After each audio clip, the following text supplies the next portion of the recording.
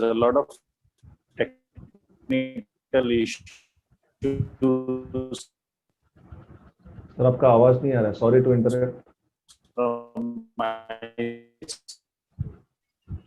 Rajesh sir, voice is breaking. And I understand कि success के पीछे secret क्या है. We all want to be successful, yes, but there is certain secrets. ये secret के पीछे there is some reason behind. There are certain secrets which we need to understand to be successful. So that is what we are going to learn and understand in the next 1.5 hours or so. My friends, whatever knowledge I'm going to share is not my knowledge. It is been given by my mentors. So with remembering all my mentors, I would like to pay deep respect and gratitude to all my mentors, जिनके वजह से आज मैं हूँ. So I'd like to express my gratitude to all my mentors, and then I'll start the session here. Next slide. So all these mentors gave me this knowledge which I'm going to share here. It is not my knowledge, friends. जो कुछ भी मैं हूँ, 40 साल का मेरा तजुर्बा है. Whatever it is because of all these great mentors under whom I took my guidance and I got the direction in life, my friends. So let me quickly show you all my mentors, and one by one, kindly display the mentors which through whom I got this knowledge. Sadhguru, you might be knowing Haribhai Kothari, then T.T. Rangarajan, Suresh Padmanabhan, Manoj Lekhi, excellent trainer into gratitude. Jaya Rao ji, she speaks wonderfully on religion and spirituality. Santosh Nair is an international trainer. He's an excellent coach. Sunil Agarwal is another wonderful coach. Ram Verma, he is into NLP, neuro-linguistic programming. Vinit Bansode sir from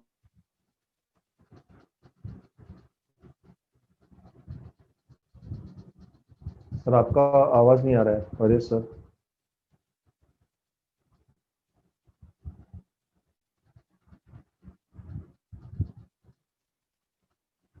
friends. My life is nothing else but journey of all these mentors. So Vinit Bansode ji and Pawan Kumar Shukla is my close friend. He took me. Always a good friend is better than 100 books, we say. So किताबें पढ़ने से एक अच्छा friend रहेंगे. So he will take you to so many people. So he is my person who took me to so many mentors, and इनके वजह से ही मैं तक जा पाया. And finally my principal next, Simpson K, because of whom I could get my schooling done, and all the things which I am today is only because of this great personality, and that is my principal, Simpson K. इनके school में मैंने 12-13 साल free ship में पढ़ाई किया, यानी कि we belong to a very poor section of the society. School के लिए भी हमारे पास फीस के लिए पैसे नहीं हुआ करते थे, और इन्होंने मेरा 12 से मतलब junior senior first to 10th standard almost 12 years मेरा फीस स्कूल का माफ था, जिसके वजह से इतने अच्छे स्कूल से मुझे पढ़ने मिला. And what I am today is because of him, my friends. So let us come to the actual topic. The topic is nothing else but the secret to success. So my next question is, how many of you want to be successful in life? Next slide. How many of you want to be successful in life? Type in your chat box. आप में से कितने सारे जन जिंदगी में कामयाब होना चाहते हैं? Type in the chat box. How many of you want to be successful in life? आप में से कितने सारे जन जिंदगी में कामयाब होना चाहते हैं? If you can hear me. Yes. Everyone wants to be successful. Wonderful, wonderful, wonderful, wonderful. Great. Wonderful. Chalo. Excellent. Great. So the next question is, yes. So what is your definition of success? पहला सवाल मैंने पूछा है कि आप में से कितने सारे जन कामयाब होना चाहते हैं, तो सबने कहा yes. अब my next question is, next slide. My next question is, what is your definition of success? यानी कि आपके हिसाब से आप अपने आप को कब सक्सेसफुल कह सकते हो? When you can say you will be successful in life. Type in your chat box. आपके हिसाब से आप अपने आप को कभी successful कहलवाओगे? When you can say that you will be successful in life. Type in the chat box. When we achieve the goals. Very good. When my sign becomes my autograph. Wonderful. When my sign becomes, when our goal is achieved, when we would be an example to others. क्या बात है, क्या बात है, wonderful wonderful. The moment when you achieve what we are pursuing, absolutely, Gauravi, correct.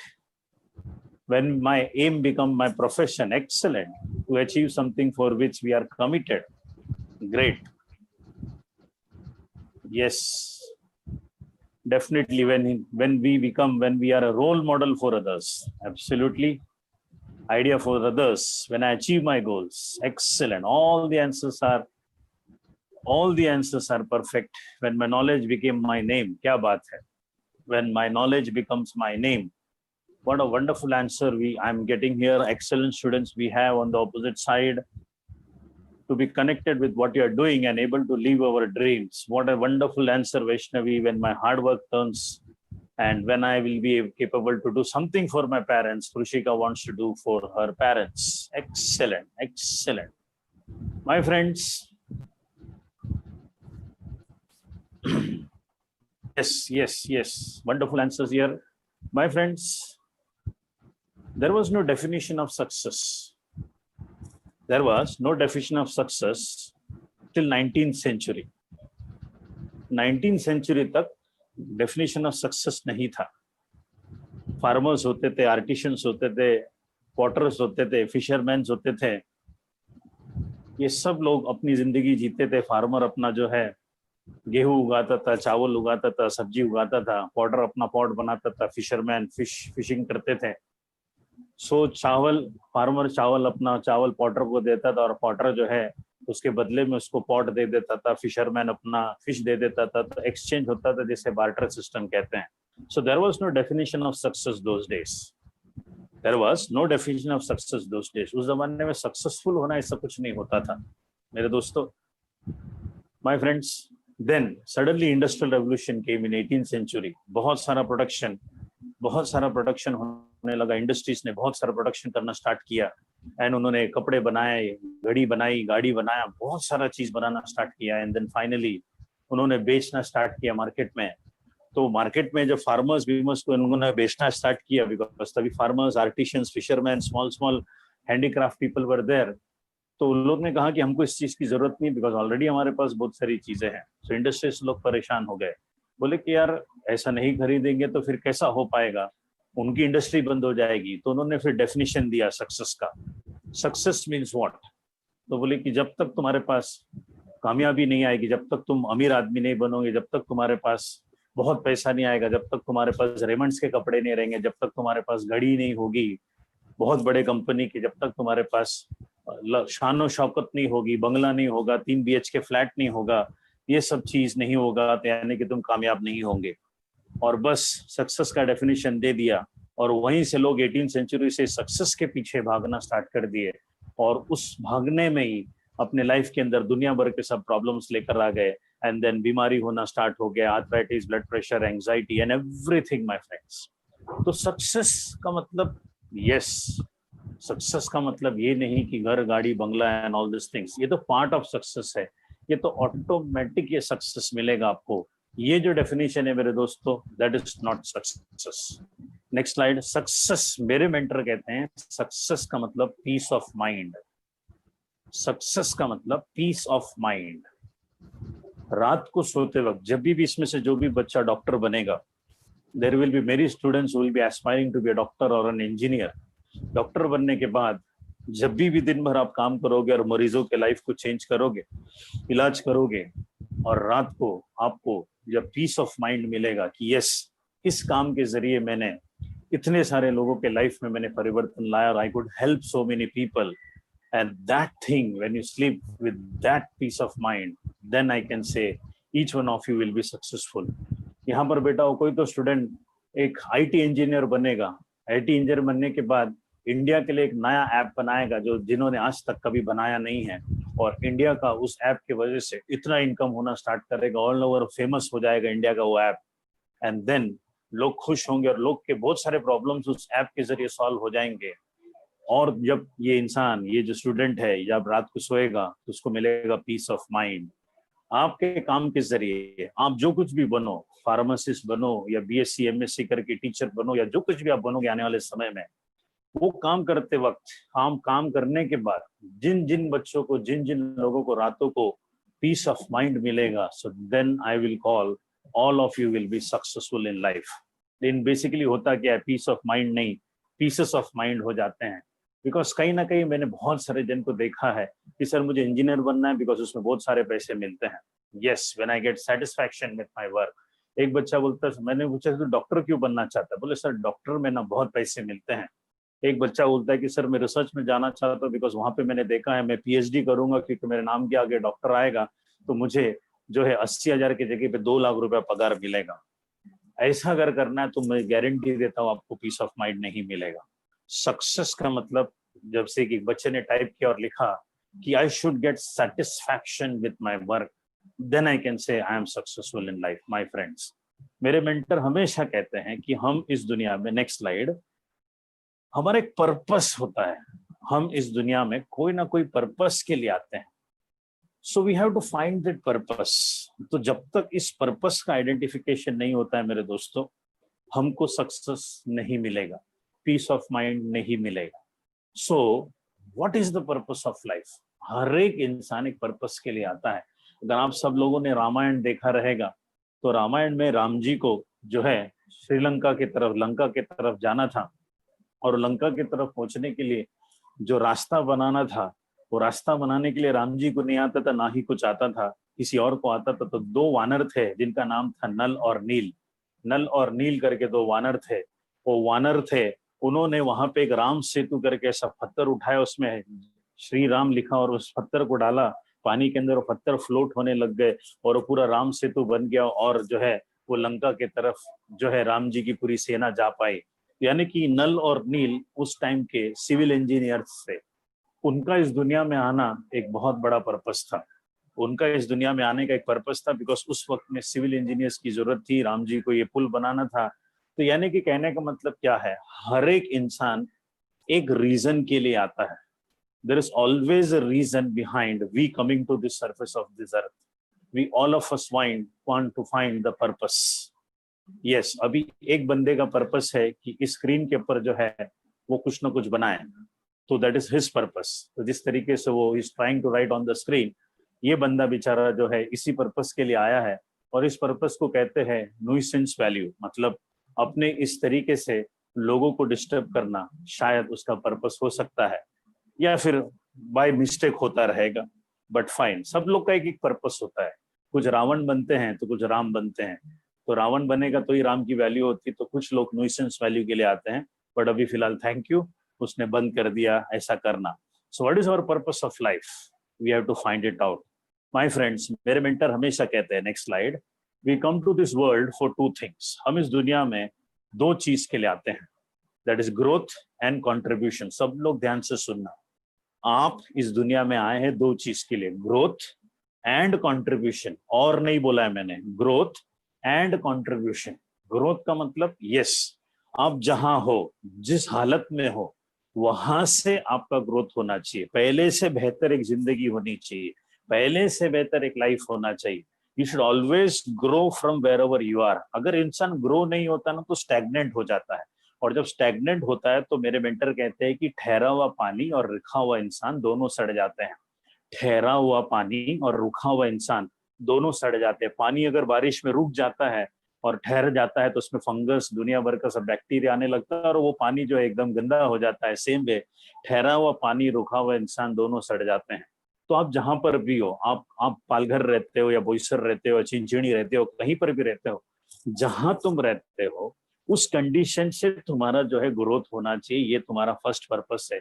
And contribution, यानी कि आप जो कुछ भी बनो, डॉक्टर बनो, साइंटिस्ट बनो, कुछ भी बनो, आपके नॉलेज के जरिए आपको कंट्रीब्यूट करना चाहिए। For example, I am a teacher by profession, I am growing in my life. मैं तो ग्रो कर ही रहा हूँ। 1 साल पहले मैं कौन था, आज मैं कौन हूँ, 100% नेक्स्ट ईयर मैं कुछ और ही रहूंगा। आई will be growing in my life. पहले मेरे पास क्या था, आज मेरे पास क्या है, वो बेहतर है, और नेक्स्ट टाइम 100% और बेहतर रहेगा।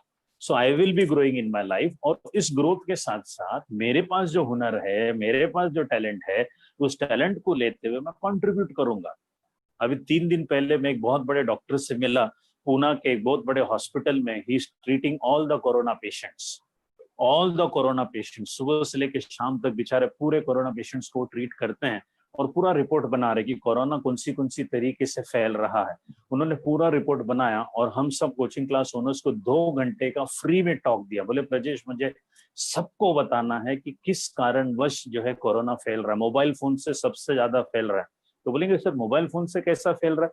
बिकॉज हम दुकान में जाते हैं कुछ लेने के लिए, मोबाइल फोन को उधर टेबल पे रख देते हैं, कहीं पे भी रख देते हैं, वो टेबल को पोछा नहीं रहता है, सैनिटाइज नहीं किया जाता, तो मोबाइल फोन के स्पीकर के अंदर चला जाता है और वहां पे वो वायरस काफी दिन तक टिकता है। और उन्होंने बहुत सारे तरीके बताए कि कैसा कैसा फैल रहा है। तो उन्होंने अपने इस डॉक्टरेट का सिर्फ उधर पे इलाज करना नहीं किया, उसमें से नॉलेज को गेन किया, रिपोर्ट तैयार किया और 2 घंटे का पूरा वीडियो जो है उन्होंने हमसे शेयर किया। तो उन्होंने क्या किया, ग्रो तो कर ही रहे as a doctor, he is doing and he is also contributing. My friends, बहुत जरूरी है हमारे लाइफ का, हर बच्चे को याद रहना चाहिए कि हमारे लाइफ का 2 पर्पस है। यस, इंजीनियर बनेंगे, साइंटिस्ट बनेंगे, रिसर्चर्स बनेंगे, आईएसआरओ में जाएंगे, फार्मासिस्ट बनेंगे, एमएससी करके पीएचडी करके शायद टीचर बनेंगे, लेक्चरर बनेंगे, कुछ भी बनेंगे, हम ग्रो करेंगे। लेकिन उस ग्रोथ के साथ साथ हम कंट्रीब्यूट करेंगे। अगर ये दोनों चीज नहीं हुआ तो फिर आपके जिंदगी का पर्पस अचीव नहीं होता है। So how we can grow and contribute, next slide. How we can grow and contribute, यानी कि हम कैसा ग्रो कर सकते हैं और कंट्रीब्यूट कर सकते हैं। So it's very very necessary my friends to find our purpose. Next slide. It's very very necessary to find our purpose my friends. As per Rabindranath Tagore, next slide. As per Rabindranath Tagore, मैंने एक statement मैंने read किया था, बहुत ही powerful statement, every child is a new thought of God. देखो कितना important statement. सामने शायद 54 ऑड स्टूडेंट्स बैठे हैं और शायद यूट्यूब में और बहुत सारे बच्चे सुनते रहेंगे।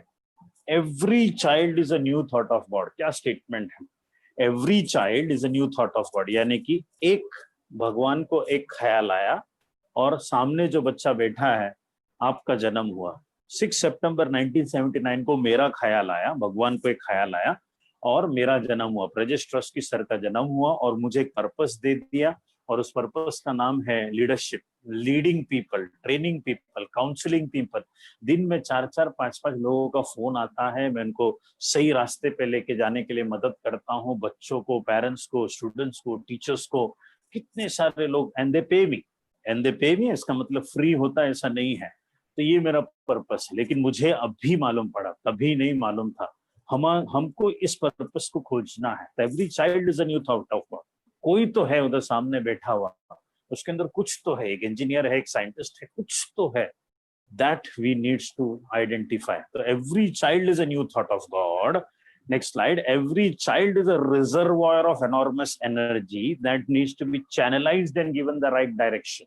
हर बच्चे के अंदर रिजर्वायर है, रिजर्वायर ऑफ एनॉर्मस एनर्जी। मतलब मैं जब बच्चों को देखता ना, आजकल के जो यूथ जो मेरे सामने बैठे, इतना ट्रेमेंडस एनर्जी, मस्ती करने को बोलो, डांस करने को बोलो, उधर फंक्शंस, एनुअल डे रखो, देखो क्या स्पोर्ट्स और क्या इवेंट्स और क्या जबरदस्त, कितनी एनर्जी मैं देखता हूँ बच्चों के अंदर। एंड जब मैं बोलता हूँ बेटा पढ़ाई करो, तो कहीं ना कहीं बोलता है कि सर थोड़ा सा कंटाल आता है मुझे।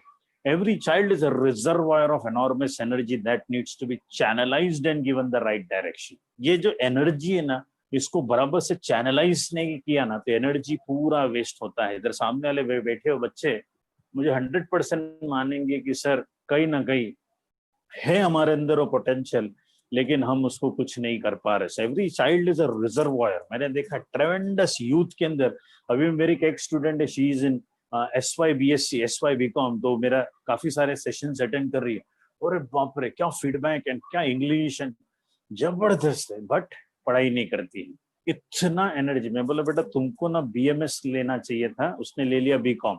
बोला ठीक है BCom कंप्लीट करना और आगे जाके MBA करना और फिर तुम सेल्स एंड मार्केटिंग में आना। The way she speaks and wonderful, but पढ़ाई नहीं करती। सो ये जो एनर्जी है that needs to be channelized and given the right direction.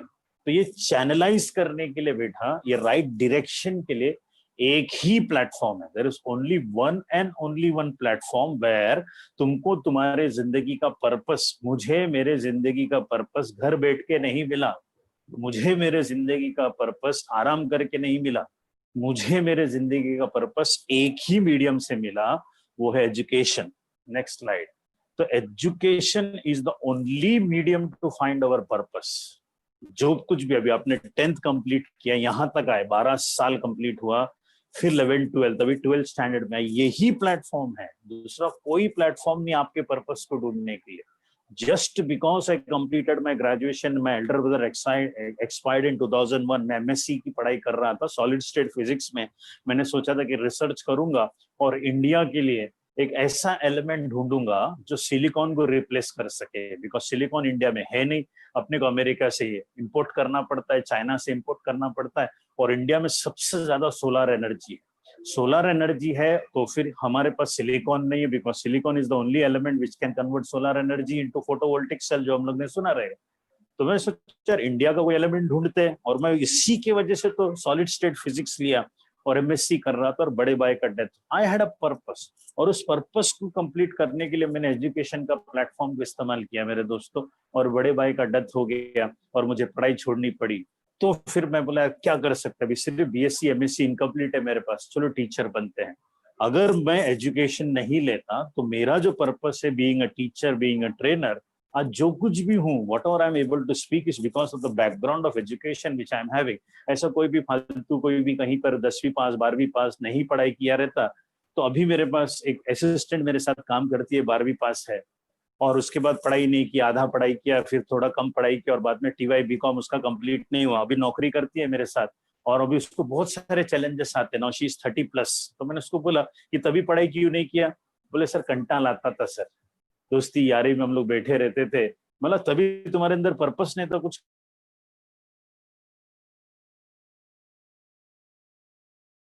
कोई भी बताने वाला हमारे पास नहीं था सर, तो फिर हमने जो है ऐसा कर दिया वैसा कर दिया एंड ऑल, बाद में पछतावा करके क्या होगा। Education is the only medium to find our purpose. My friends, you are in 12th standard, एक ही साल के अंदर, एक साल भी नहीं है, जून खत्म होने आ चुका है, जस्ट एंटर्ड इनटू जून, जुलाई, अगस्त, सितंबर, अक्टूबर, नवंबर, दिसंबर, जनवरी, फरवरी, आपका शायद मार्च या अप्रैल के फर्स्ट वीक में थोड़ा सा शिफ्ट हो जाएगा। लॉकडाउन का मतलब ये नहीं है कि आपके पोर्शंस कम होंगे, लॉकडाउन का मतलब ये नहीं कि आपके एग्जाम्स पोस्टपोन्ड हो जाएंगे। 20-25 दिन आगे पीछे, ऑलरेडी मई महीना है, ऑलरेडी मई महीना वेकेशन ही हुआ करता था, 15 जून तक कॉलेज खुलते थे, तो हमारा सिर्फ 15 डेज का ही माइनस प्लस हुआ है, 15 डेज का ही माइनस प्लस हुआ है, मैक्सिमम 15 डेज। चलो एक महीना भी अगर वेस्ट होगा तो दिवाली वेकेशन को उड़ा देंगे, 3 या 4 दिन दिवाली वेकेशन का छुट्टी देंगे, क्रिसमस वेकेशन को उड़ा देंगे, सैटरडे संडे को एक्स्ट्रा लेक्चर्स लेंगे, ये गवर्नमेंट की पॉलिसी तय हो चुकी है। और मैं बता रहा हूं, देखते ही देखते 12वीं का बोर्ड एग्जाम आ जाएगा, ऑलरेडी जून आ चुका है, कभी भी चलो मैक्सिमम मार्च, मैक्सिमम में, इसके आगे आपके एग्जाम्स नहीं जाएंगे, यानी कि गिनेंगे तो जून तो गया, तो जुलाई, अगस्त, सितंबर, अक्टूबर, नवंबर, दिसंबर, जनवरी, फरवरी, मार्च, अप्रैल, चलो ठीक है, 10 महीने हैं आपके पास। Education is the only medium to find our purpose. Engineer है, डॉक्टर है, नहीं मालूम तो कैसा फाइंड आउट करे education. So my friends, bottom of the heart, दिल पर हाथ रखकर टाइप करना वहां पर, आप में से कितने सारे बच्चे बहुत ही दिल लगाकर पढ़ रहे जब से 12वीं में आए। Next slide. How many of you're really studying, type in the chat box, और दिल पर हाथ रखकर टाइप करना। जबरदस्ती जो नो लिखेंगे मैं उसको सैल्यूट मारूंगा, जो यस लिखेंगे उनको भी सैल्यूट मारूंगा, जो अगर कर रहे बहुत अच्छी बात है, जो अगर नहीं कर रहे so I will salute them also, बहुत इंपॉर्टेंट है। I really started sir, yes, एक जन ने नो लिखा, आई अप्रिशिएट, जब जागो तभी सवेरा। What about others, what about others, not every time but some time, no, Asmita is saying no, very very important. ना लिखना भी बहुत जरूरी है, ओनली बिकॉज हमको एहसास होना चाहिए कि ये क्या है। यू शुड ऑलवेज रियलाइज कि कहाँ just started me sir, yes wonderful, those are doing it, I salute you all, and those are not doing it, I request all of you to start it. Otherwise my friends, देखते देखते ये साल गुजर जाएगा और एक साल कभी आपका खत्म। Corona is definitely going to go, ये ठहरने के लिए कोई भी चीज नहीं आता, थोड़ा ज्यादा ठहरेगा लेकिन वक्त भी ठहरने के लिए नहीं आता है। What a wonderful opportunity we have my friends, कितना जबरदस्त है, कॉलेज भी नहीं है, कुछ भी नहीं है। Yes, 12th I really study, wonderful Krishika, the time has come, I want each one of you to focus on studies is only because मेरे मेंटर हमेशा कहते हैं, ध्यान से सुनना, if wealth is lost nothing is lost, if wealth is lost nothing is lost, if health is lost something is lost, and if time is lost everything is lost। ये जो मैं वेकेशन गया, इसमें गलती से 2 दिन में एक चैप्टर पढ़ते तो 15 चैप्टर हमारा खत्म हो गया था। इतने सारे लेक्चर्स तो हो गए हमारे, कितने सारे जन ने बुक निकाल कर पढ़ाई किया और 15 चैप्टर कंप्लीट किया रहता, तो आज तक कितने चैप्टर्स हो गए रहते। That is the difference my friends. कहीं ना कहीं हम नहीं करते हैं, कहीं ना कहीं हम नहीं करते हैं, बिकॉज उसका रूट कॉज मैं आपको बताना चाहता हूं my friends. Yes, I salute Anish that you have started studying, and this lecture will help each one of you to boost your confidence and start studying। I'll show you the purpose and everything, और सब रास्ते बताऊंगा, because there are secret through success my friends। एक root cause, next slide. ये root cause को समझते हुए हम लोग आगे बढ़ेंगे। सबसे important root cause, why should be very clear, हम पढ़ क्यों रहे, पेरेंट्स के लिए नहीं मेरे दोस्तों, हम खुद के लिए पढ़ रहे हैं, और why should be very very clear. Next, a student should know why he is studying। Don't study for your parents, don't study for your teachers, study for yourself। I said for your growth and for your contribution, for your growth and your contribution। ये दोनों बहुत important है। A student should know why he is studying। अगर ये नहीं किया, मेरे mentor हमेशा कहते हैं कि इंसान 2 चीज से सीखता है, एक है विजडम से यानी कि ज्ञान से, और दूसरा है विनाश से। विजडम से नहीं तो विनाश से। सीखना विजडम से चाहिए, लेकिन सीखता है बेचारा विनाश से, और एक बार विनाश हो गया तो वापस मौका नहीं मिलेगा। 10th standard 86, 79, 88 something like that. 12th standard मौका है, जिनको भी कम आया 12th में अच्छे मार्क्स लाने का और करके दिखाने का दुनिया को, yes I am better than everyone else in this world. So ये मौका है, ये मौका हमको खोना नहीं है। मेरा वाई क्लियर होना बहुत जरूरी है। ये पढ़ाई क्यों नहीं होती, मैंने पहले भी रीजन बताया था, फिर से एक और बार मैं बहुत इंपॉर्टेंट रीजन बताऊंगा आप सब लोगों को। बिकॉज जब तक हमारे अंदर की भावनाएं जगेगी नहीं, तब तक ये किताबें नहीं उठते। अभी बहुत सारे लोगों ने बैजूस का ऐप खरीदा। बैजू ने पिछले एक डेढ़ महीने में 350 करोड़ का धंधा किया।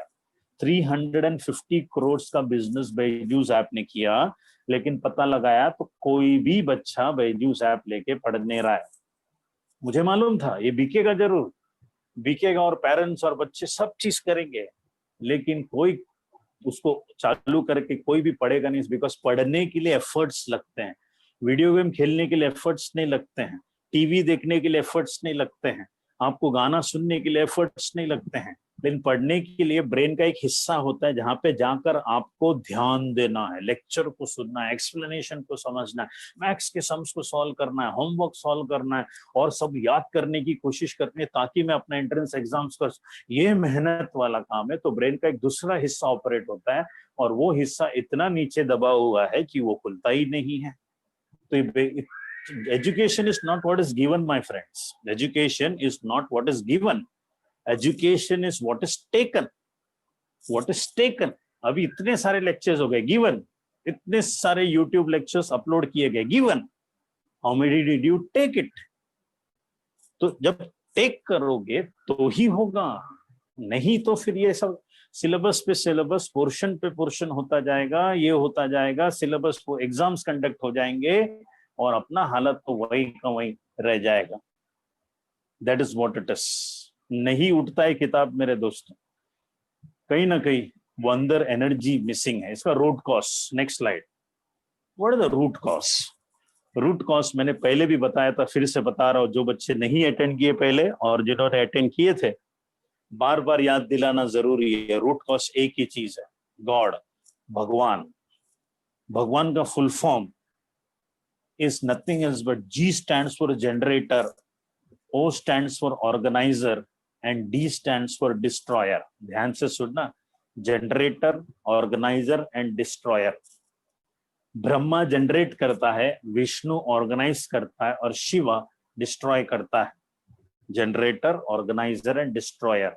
इसके लिए शिवा का भस्म शरीर पे देखेंगे ना, फोटो अगर देखेंगे, मूर्ति देखें या फोटो देखेंगे तो शिवा के आंग पे भस्म दिखाया, राख, पूरा राख दिखाया है, यानी कि भस्म हो जाओगे, डिस्ट्रॉय हो जाओगे। तो कहते हैं ना महाशिवरात्रि को, शिवा का अगर तीसरा खुल गया तो प्रलय आ जाएगा, प्रलय आ जाएगा, है ना, पूरा तहस नहस विनाश आ जाएगा। तो शिवा का तो तीसरा आंख है, हमारा तो दो आंख खुलता नहीं है। सुबह को लेक्चर अटेंड करने के लिए, किताब खोलकर 2 घंटा बैठकर पढ़ने के लिए हमारे दो आंख खुलते नहीं है। शिवा को तो तीसरी आंख की तो दूर की बात है। इसका और हमारे पढ़ाई से क्या लेना देना, मैं पहले भी बताया था, फिर से बता रहा, ये रूट कॉज है। किताबें उठती क्यों नहीं, उसके पीछे का रूट कॉज। इधर जो बैठे हुए जो बच्चे हैं, जो भी मेरा ये लेक्चर सुन रहे हैं, आपके नाना नानी दादा दादी, आपके नाना नानी दादा दादी, वो अगर जिंदा है, अगर आपके साथ रहते हैं, उनके साथ बैठना 5-10 मिनट, अगर गांव में है तो फोन करना और उनको पूछना कि उनकी जिंदगी कैसी थी, हाउ वाज देयर लाइफ। मेरे दोस्तों, आपको पता चलेगा उन सब की जिंदगी, यानी कि नाना नानी दादा दादी की जिंदगी, पूरी जिंदगी बेचारों की जनरेट करने में निकल गई। जनरेट, मीलों चलते थे, खेती बाड़ी करते थे, पाई पाई जमा करते थे, कोई जो है ना मजदूरी का काम किया, किसी ने खेती बाड़ी का काम किया, school college coaching class, mobile phone वो तो था भी नहीं उस टाइम पे। स्कूल दूर की बात है यार, कॉलेज तो दूर की बात है, आगे की पढ़ाई तो दूर की बात है, जिंदा रहेंगे तो बड़ी बात है। वो आजादी के बाद के जमाने के लोग थे वो। मेरे दोस्तों, उनकी पूरी जिंदगी जनरेट करने में चले गई। स्ट्रगल ही देखा है उन लोगों ने, पूरा लाइफ एंड तक स्ट्रगल। फिर उसमें उसके बाद फिर आपके माँ बाप आए। आपके माँ बाप जो आपके पेरेंट्स है, मम्मी डैडी, उन्होंने आपके नाना नानी दादा दादी का बुरा वक्त देखा था। उनका जो बुरा वक्त का टाइम था, स्ट्रगल वाला टाइम था, तो आपके मम्मी डैडी उस टाइम पे थे और उन्होंने उनका बुरा वक्त देखा था, तो उनको उसकी कीमत थी और उन्होंने उस जिंदगी को उनसे बेहतर ऑर्गेनाइज किया। उनको उतना तकलीफ नहीं हुआ जितना नाना नानी दादा दादी को करना पड़ा। तकलीफ तो नाना नानी दादा दादी ने ऑलरेडी उठा लिया था, तो आपके माँ बाप ने थोड़ा सा बुरा वक्त देखा था, तो उनको उसकी कीमत थी और उन्होंने आप उनके लाइफ को बेहतर ऑर्गेनाइज किया। इसके लिए आप लोगों को कॉलेज बेच पा रहे, आप लोगों को मोबाइल फोन दिला पा रहे, आप लोगों के लिए कोचिंग क्लासेस का पैसा भर पा रहे और सब वो फैसिलिटी दे पा रहे। मैं कहने का मतलब क्या है मेरे दोस्तों, पहली पीढ़ी नाना नानी दादा दादी ने जनरेट किया, दूसरी पीढ़ी आपके मम्मी डैडी ने ऑर्गेनाइज किया, और मेरे दोस्तों तीसरी पीढ़ी हमेशा डिस्ट्रक्शन के लिए आती है, डिस्ट्रॉय करने के लिए आती है। उसका रीजन क्या है सबको मालूम है। जब बाय द टाइम तीसरी पीढ़ी आती है, उनको सब कुछ चीज इतना आसानी से मिलने लग जाता है कि उसको उसकी कीमत नहीं होती है। इट हैज बीन ऑब्जर्व्ड, इतिहास गवाह है कि 95% businesses have become bankrupt by the third generation. तीसरी पीढ़ी तक 95% बिजनेसेस बर्बाद हो गए, बिकॉज तीसरी पीढ़ी जब आती है उसको उसकी उसकी कीमत ही नहीं रहती है, बिकॉज सब कुछ उसको आराम से मिल जाता है। देखो, आराम से उठते हैं, आराम से पढ़ाई करते हैं, मन किया तो किताबें उठती है, मन किया तो थोड़ा सा आराम, इधर उधर इधर, पोर्शन तो बहुत सारी चीजें हो गई है, कंटाल आता है सर, नींद आती है सर, थोड़ा सा कभी कभी पढ़ने का मन था, तो कहाँ से हो गई पढ़ाई मेरे दोस्तों। तीसरी, इतिहास गवाह है, लिख के ले लेना मुझसे। द थर्ड जनरेशन, इसके लिए बायजूस ऐप बिके या लेक्चर्स रेवे या कुछ भी हो जाए, नहीं हो पाएगा। मैं आपके जैसा जब 12th में था तो मुझे 12वीं का एडमिशन के लिए मेरे मम्मी को बंगड़ी बेचना पड़ा। मेरे आंखों के सामने बेचारी गई दुकान में, बंगड़ी बेचा, पैसा लिया और 7,500 फीस 1997 में मेरी मम्मी ने क्लासेस में जाके भरा, तब जाके मेरा पीसीएम, फिजिक्स केमिस्ट्री मैथ्स की पढ़ाई हुई। और मैं टाइम पास करूं, मेरे से नहीं हो सकता था, क्योंकि मैं तभी सेकेंड जनरेशन वाला था ऑर्गेनाइज। मेरे mummy daddy first generation generate, पूरा जिंदगी उन्होंने स्ट्रगल किया, तो मैंने उससे बेहतर ऑर्गेनाइज किया। अभी तीसरी पीढ़ी, माय सन, उसको डिस्ट्रॉय करने नहीं दे रहा। ही स्टडीज, दिन में तुम लोग के अगर 2 लेक्चर 3 लेक्चर, उसके भी दिन में 3 लेक्चर्स है। He is in CBSE second standard and he is watching all the videos and he is doing the homeworks in the evening and everything. 7 साल का है, बिकॉज मुझे मालूम है कि मेरे दोस्तों हमारे पेरेंट्स ने क्या किया मालूम है, गलती आपकी भी नहीं है, गलती आपके पेरेंट्स की भी नहीं है। गलती क्या है, अनजाने में आपके पेरेंट्स को क्या लगा कि मुझे नहीं मिला, मेरे बच्चों को मिलना चाहिए, मुझे नहीं मिला, मेरे बच्चों को मिलना चाहिए, और उन्होंने आप सब लोगों को सब कुछ चीज इतना आसानी से दे दिया कि आपको उस चीज की कीमत ही नहीं है। So next slide. So parents करते क्या है, they transfer money and facilities, transfer money and facilities, सब कुछ चीज आपको इतना आसानी से मिल गया है कि किताबें उठती ही नहीं है, कंटाल सा आता है। But we should transfer values. India में एक ऐसी कंपनी है जो 7 जनरेशन से चल रही है, और उस कंपनी का नाम है टाटा कंपनी। 7 जनरेशंस। क्यों चल रही है, उसका रीजन है कि हर पीढ़ी दूसरी पीढ़ी को बिठाती और कहती है कि अगर तुमको जिंदगी में आगे बढ़ना है, कामयाब होना है, टाटा कंपनी को आगे लेके जाना है, टाटा परिवार को आगे लेके जाना है, शिंदे फैमिली को आगे लेके जाना है, साळुंखे फैमिली को आगे लेके जाना है, तो आपके अंदर ये 10 अच्छी आदतें होनी चाहिए। वैल्यूज सिखाया, हर जनरेशन ने दूसरे जनरेशन को आदतें दी, वैल्यूज ट्रांसफर हुआ, वैल्यूज ट्रांसफर हुआ। तो पहले जनरेशन ने दूसरे जनरेशन को वैल्यूज ट्रांसफर किया, उसने ग्रो किया, फिर उसने तीसरे जनरेशन को दिया। ऐसा करते करते आज रतन टाटा के हाथ में है 68 सिस्टर कंसर्न कंपनीज, वर्ल्ड का सबसे रिचेस्ट बड़ी कंपनी, लेकिन उतना ही सोशल वर्क करते। देखो, ग्रोथ भी है, कंट्रीब्यूशन भी है। ग्रोथ 1100-1500 करोड़ रुपया रतन टाटा ने डोनेट किया, that's the contribution. See the growth my friends. हम क्या कर रहे हैं, सहूलियतें लेके बैठे हैं तो डिस्ट्रक्शन की तरफ ही जाएगा मेरे दोस्तों। ये सबसे बड़ा रूट कॉज है, लेकिन आपकी गलती नहीं, आपके पेरेंट्स की, उनकी भी गलती नहीं। अनजाने में सब चीज हो गया, तो क्यों ना आज हम इस चीज को समझे। So how many of you want to destroy और डेवलप? आपको डिस्ट्रॉय करना है कि डेवलप करना है? Type in the chat box, do you want to destroy और do you want to develop? Better than the best, yes, do you want to destroy or develop? yes yes my friends।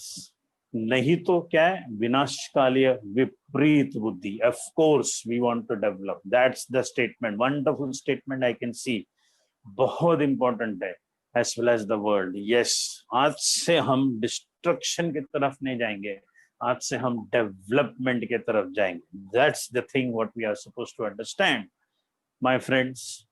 हर बच्चे में talent है, हर बच्चे में, बस वो ना एक किलर इंस्टिंक्ट चाहिए। Education is not filling vessel but igniting fire my friends. Education होता क्या? Next slide. What is education? एक तो एजुकेशन ही पर्पस है, और दूसरा सबसे इंपॉर्टेंट क्या, व्हाट इज एजुकेशन? सिंपल है मेरे दोस्तों।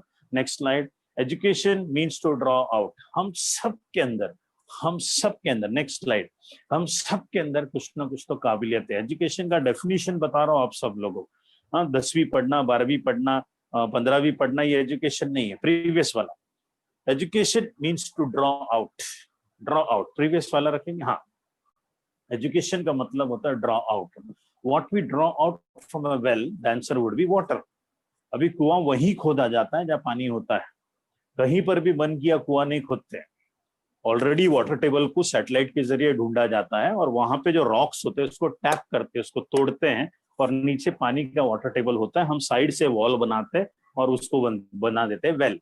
यानी कि water was already existing in the well, already water was there, हमने सिर्फ उसको टैप करके बाहर निकाला। तो इसका हमारे पढ़ाई से क्या लेना देना? इधर सामने वाले बैठे हुए हर बच्चे के अंदर एक टैलेंट ऑलरेडी है, ऑलरेडी है, उसे सिर्फ बाहर निकालने के पोटेंशियल को एजुकेशन कहते हैं। कुछ भी चीज बाहर नहीं। Every child has something inside, every child has a new thought of God. एक टैलेंट लेकर ही आया, ये गारंटीड है। उसे बाहर निकालने को एजुकेशन कहते हैं, है ना। 12वीं पढ़ के मेरे को मार्क्स लेकर आना, यस लाएंगे, लेकिन उसके पीछे का पर्पस है, यस मेरे अंदर जो टैलेंट है मुझे पता चलना चाहिए। और कोई भी जो है इनकम्प्लीट नहीं होता है। God has always time to make a somebody, God doesn't have a time to make nobody. I repeat, God always have time to make somebody. God doesn't have time to make nobody. ये nobody बनाने के लिए भगवान के पास वक्त नहीं। God always have time to make somebody. कुछ तो है, उस टैलेंट को बाहर निकालने के प्रोसेस को एजुकेशन कहते हैं। संस्कृत में, नेक्स्ट स्लाइड, हजारों साल पहले लिखा हुआ है कि सा विद्या या विमुक्त है। Education is the one which liberates. गुलामी नहीं करेगा, गुलाम नहीं बनाएगा आपको। एजुकेशन वो होना चाहिए जो आपको लिबरेट करेगा, आजादी दिलाएगा वो चीज करने के लिए जिसके लिए आप बने हो। आप ही के बीच में से एक स्टूडेंट बचपन में उसको दांत बहुत दर्द होता था, तो एक दर्द होने की वजह से डॉक्टर के पास जाएगा तो दांत दर्द तो बहुत सीवियर होता है, तो उसको जमा ही नहीं कि यार नहीं यार दांत दर्द में इतना दर्द होता है, तो डॉक्टर खींच के निकालेगा एंड ऑल दोस थिंग्स। तो बहुत पेन होता था उसको, तो he never wanted to go to a dentist to remove the teeth and everything and operate the teeth and everything. So in childhood days, आप ही के एज में उसने सोचा कि क्यों ना मैं डेंटिस्ट बनूं। तो उसके अंदर वो बात आ गई और उसने बहुत अच्छा एंट्रेंस एग्जाम्स वगैरह सब तैयारी करके नीट में बहुत अच्छे मार्क्स लेकर आया और नायर हॉस्पिटल से उसने डेंटिस्ट का जो है बीडीएस कंप्लीट किया और अब मीरा रोड में उसने अपना खुद का एक डेंटल क्लिनिक डाला है। And he gives pain free treatment, he gives pain free treatment. So उसने अपने अंदर के इस जो फ्रीडम था उसने उसको लिबरेट किया। So he is not studying because dentistry में बहुत पैसे मिलते, ही डिडंट स्टडी बिकॉज उसको डॉक्टरेट में 1000-50,000 लोगों को लूट सकते हैं उसके लिए उसने पढ़ाई नहीं किया, because he had a purpose. Education is the one which liberates. Education is not the one which makes you slaves. हाँ, सुबह को उठते, मंडे सुबह को कंटाल आता है, सैटरडे संडे आता है तो बहुत अच्छा लगता है, कॉलेज को छुट्टी है, तो मंडे सुबह को जिसको उठकर कंटाल आएगा पढ़ाई करने के लिए या फिर जॉब पे जाने के लिए, तो इसका मतलब आपका एजुकेशन बराबर से हुआ नहीं। आप कुछ भी कर रहे हैं दुनिया के कहने पे। अभी समझो नहीं पढ़ाई की है 12वीं में, तो किसी के कहने पे कोई बीएससी कर लेगा, कोई बी फार्मा कर लेगा, फिर उसके बाद एम फार्मा या आगे का जो है डॉक्टरेट वगैरह कुछ ना कुछ तो ले लेगा, पोस्ट ग्रेजुएशन मास्टर्स ले लेगा, और बाद में फिर कुछ किया ही नहीं। जो अचीव करना था वो सब चीज अचीव नहीं हुआ, तो आप जॉब भी ढूंढोगे और जॉब करोगे तो भी मंडे सुबह को घंटा लाएगा, सैटरडे संडे आएगा छुट्टी है तो बहुत अच्छा लगेगा आपको। लता मंगेशकर को मंडे सुबह को बोलो गाना गाना है तो थोड़ी बोली कि मेरे को घंटा लाता है। एपीजे अब्दुल कलाम को मंडे सुबह को बोलोगे कि चलो अपने को मिसाइल के बारे में डिस्कस करना है, उसको थोड़ी घंटा लाएगा। एपीजे अब्दुल कलाम भी आपके जैसा एक 12th स्टैंडर्ड का स्टूडेंट था जिसने फिर बीएससी कंप्लीट करके फिर न्यूक्लियर फिजिक्स में आगे पढ़ाई करके इंडिया के न्यूक्लियर साइंटिस्ट बने और प्रेसिडेंट तक लेवल तक चलेगा। My friends, education is the one which liberates. आजादी दिलाती है वो चीज करने के लिए जिसके लिए आप बने हो मेरे दोस्तों। तो ये जो अंदर का काबिलियत है, ये जो हमारा पर्पस है लाइफ का, बार बार मैं पर्पस पे आ रहा हूँ, ये पर्पस है जो लाइफ का, इसको बाहर निकालने के लिए we have to set up goals. Next slide, my friend. So draw out, we need to set up goals. बाहर निकालने के लिए हमको गोल्स को सेट करना पड़ेगा, बहुत इंपॉर्टेंट है मेरे दोस्तों। Next slide. 1984 में हार्वर्ड में एक सर्वे हुआ था।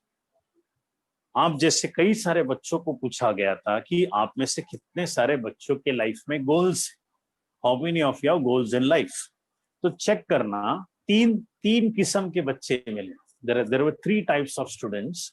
Now you, after this slide, when I complete the entire explanation, you type in the chat box आप कौन सी कैटेगरी में, category number 1, category number 2, category number 3, type in the chat box later on.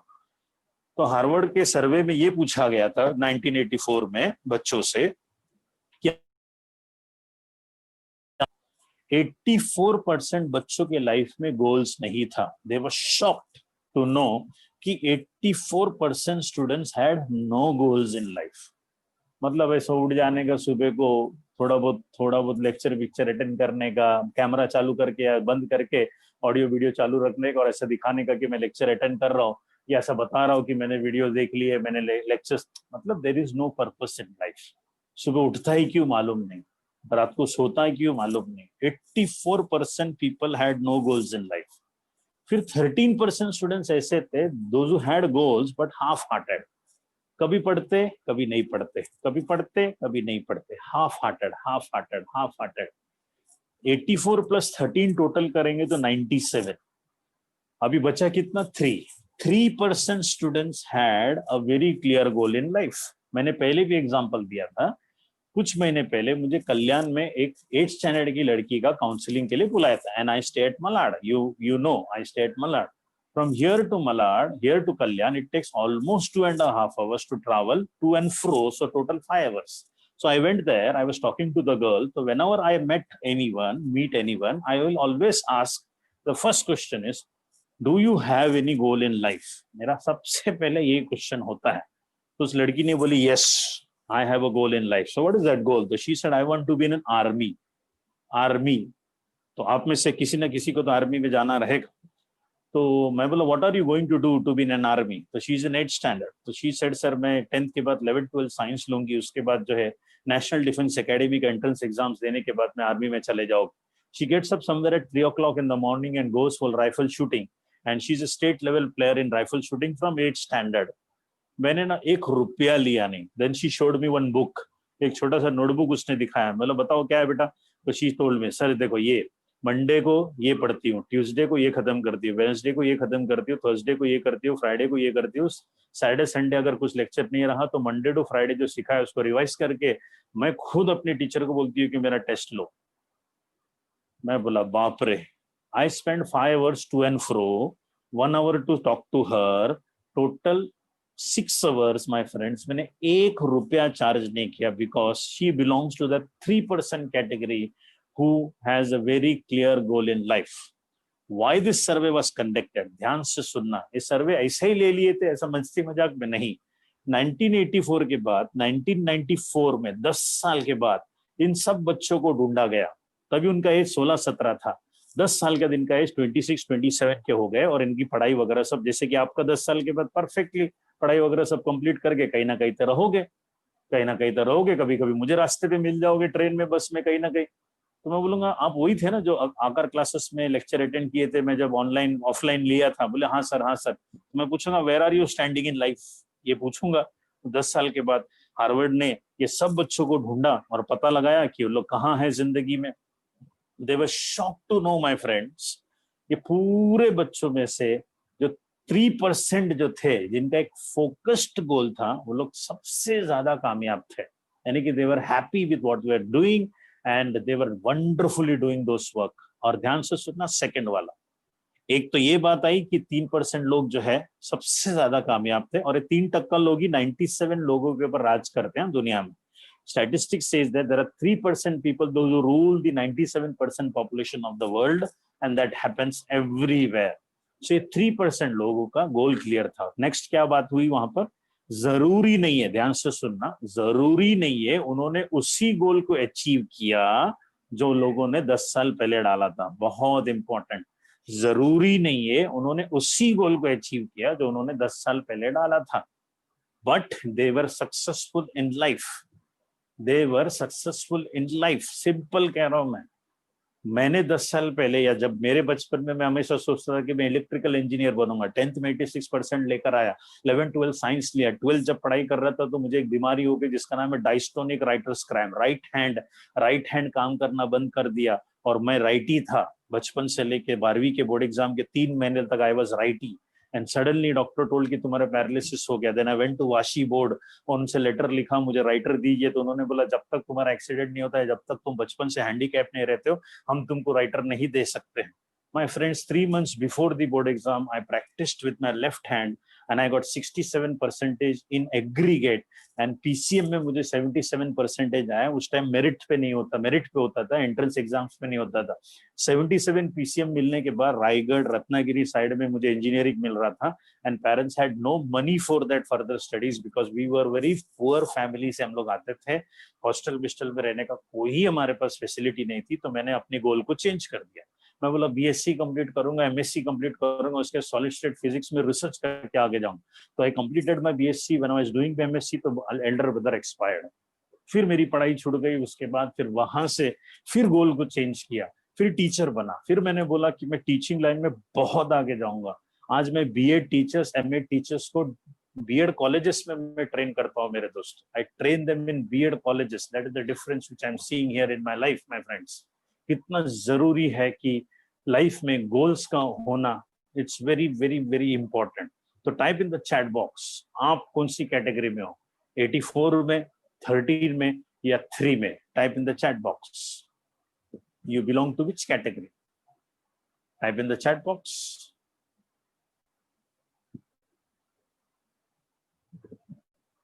13, 13. I will salute if anyone is writing 84 also. Yes, I am happy that very few, there are no one in 84. Very good. कोई 3% में है? Anyone in 3%? All are in 13%. Half-hearted, half-hearted. Yes, I salute. You are true to yourself. All the 3 categories. Yes. Third category. Very good. Someone is there in the third category. I salute. Very clear. I am very happy that there is no one from 84%. अगर है तो चलो change करके 13 पे आते हैं और बाद में 3% पे आ जाते हैं. Yes, there are 2 people. Those are from third category. Very good. 3%, 3%, 3%. My friends, बहुत जरूरी है. Yes, yes, yes. It's very, very important. It's very, very important that. Yes, it's very, very important, my friends, कि हमारा third position पे रहना बहुत जरूरी. तो 13 से 3 पे आ जाते. कैसा करेंगे? Let us all have our goal and put our energies behind. सबको goal setting suggestions क्या क्या है? Are we missing the slides here, sir? Slides मुझे नहीं दिख रहे. Any challenge? Yes, just for a minute. थोड़ा कनेक्शन. अमित सर? सर थोड़ा कनेक्शन प्रॉब्लम है. ठीक ठीक ठीक. So no worries. Suggestion. हाँ, आपका आवाज आ रहा है. आप कीजिए, मैं तब तक बात करता हूँ बच्चों से, कोई प्रॉब्लम नहीं. Okay. Yes, yes, yes. I'll continue with my slides. आप डाल देना बाद में. So my friends, तो सबसे इम्पोर्टेंट चीज हमने क्या स्टडी किया है कि कोई भी चीज के पीछे अगर एक आपको रिजल्ट चाहिए, अगर आपके लाइफ का पर्पस आपको ढूंढना है, आपके अंदर टैलेंट क्या है वो अगर ढूंढना है, तो एक ही माध्यम है, वो है एजुकेशन. और एजुकेशन अपने अंदर की काबिलियत को बाहर निकालने के लिए गोल्स का होना बहुत जरूरी है. मुझे नहीं मालूम था कि मैं एक ट्रेनर बनूंगा, मुझे नहीं मालूम था कि मेरे अंदर एक अच्छा टीचर रहेगा. बहुत जरूरी है गोल्स को सेट करना. तो there are 3 types of goals. सब लोग ध्यान से सुनेंगे. There is no slide in front of you, तो भी आपको समझ में आ जाएगा. पॉइंटर्स. यस, पॉइंटर्स मैं सब बताऊंगा. Yes, I will tell you कि how to motivate yourself always. Yes, तो सबसे पहले ना आज घर पे बैठकर एक चीज करना है. एक छोटा सा शीट लेना. ब्लैंक शीट होना चाहिए या फिर कार्डबोर्ड पेपर रहेगा तो भी चलेगा. We have to set our goals, my friends. There are 3 types of goals. सब लोग ध्यान से सुनेंगे और पॉइंटर्स बनाएंगे. Goal number 1, there are 3 types of goal. एक है लॉन्ग टर्म गोल.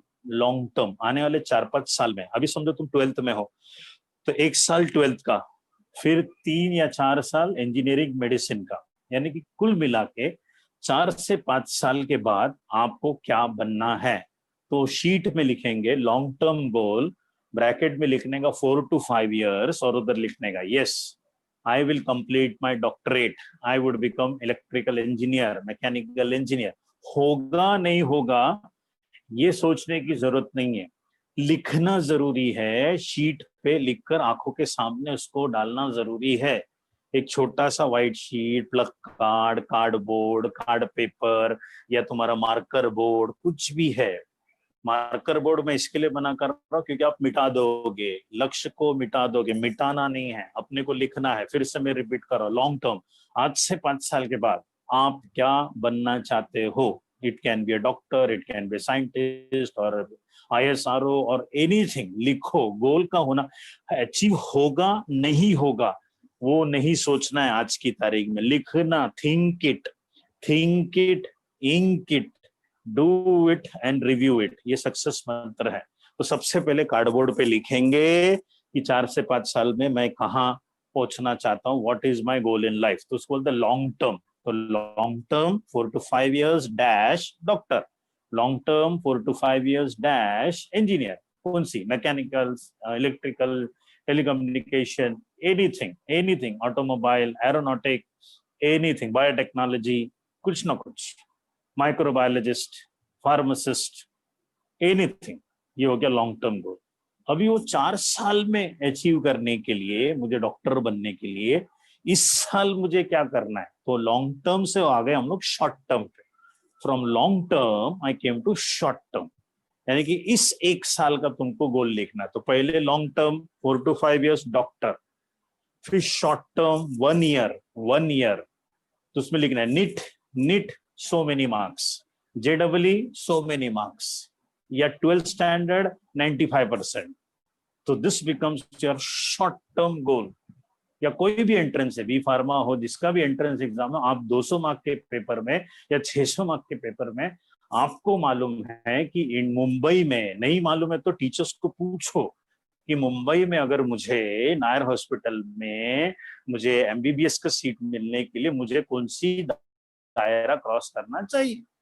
शॉर्ट टर्म, 1 साल के अंदर आप ये लिखना बहुत जरूरी है। उसका रीजन क्या है? Is only because my friends, next slide है सर।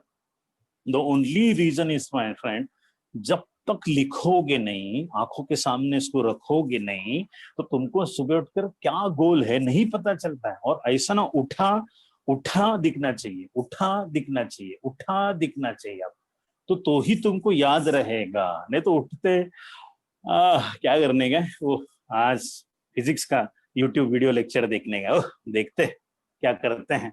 ये चलता है मेरे दोस्त, बहुत इंपॉर्टेंट है। कितना important, next slide. Yes, suggestion number 1, next slide sir. Suggestion number 1 is to have a long term goal, that is for 4 to 5 years, 4 to 5 years। और उसी शीट में शॉर्ट टर्म गोल लिखने का 1 ईयर का, कि मुझे निट में, जेडब्ल्यू में, एंट्रेंस में कुछ ना कुछ तो मार्क्स लेकर आने। वो आप आपसे टीचर्स लोग से बात करके वो क्लियर करेंगे। हाँ, स्लाइड्स दिखाएंगे, इसके अंदर है।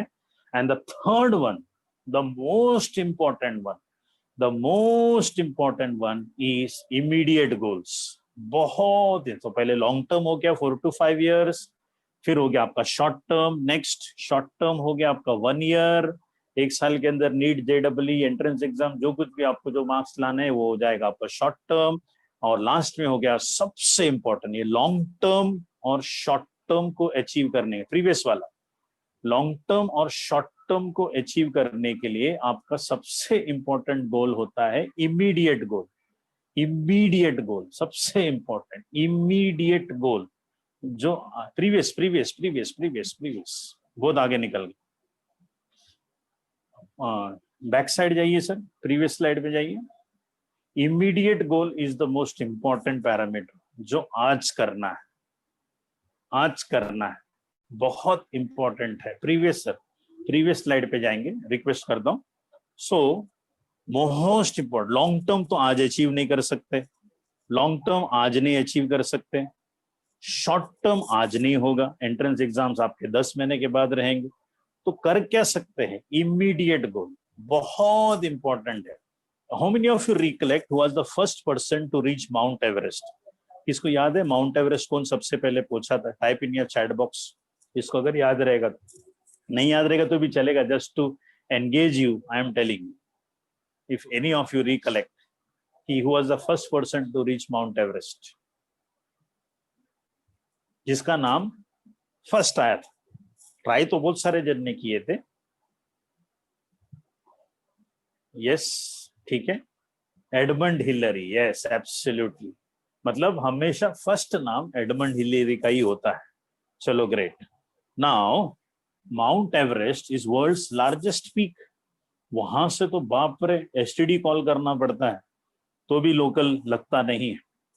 सो उसके पहले भी बहुत सारे जन गए थे, लेकिन कामयाब नहीं हुए। कुछ लोग एवलांच में मर गए, कुछ लोग आधे रास्ते से वापस आ गए। But how come he reached mount Everest? तो एडमंड हिलरी जब माउंट एवरेस्ट पहुंचने के बाद जब नीचे आया था, उनसे एक सवाल पूछा गया, बहुत ध्यान से सुनना, और उन्होंने ऐसा जवाब दिया ना, और उस जवाब में आपके जिंदगी का भी आंसर आपको मिल जाएगा। मैंने कहा ना कि I am not going to tell my life, it is my mentors those who gave me all this knowledge, my friends. तो उनका जो माउंट एवरेस्ट है, हमारा माउंट एवरेस्ट डॉक्टर बनना है, हमारा माउंट एवरेस्ट शायद शायद जो है इंजीनियर बनना है, हमारा माउंट एवरेस्ट शायद साइंटिस्ट बनना है, कुछ तो है। तो उस माउंट एवरेस्ट को पहुंचने के लिए उनको आज क्या करना है? तो उनको पूछा गया था कि क्या था तुम्हारे पास जो तुम माउंट एवरेस्ट पहुंच गए? तो उन्होंने 2 स्टेटमेंट कहा। It is not the mountains which we conquer, we should conquer our mind. पहाड़ों को कॉन्कर करने की जरूरत नहीं है, अपने मन को कॉन्कर करना है।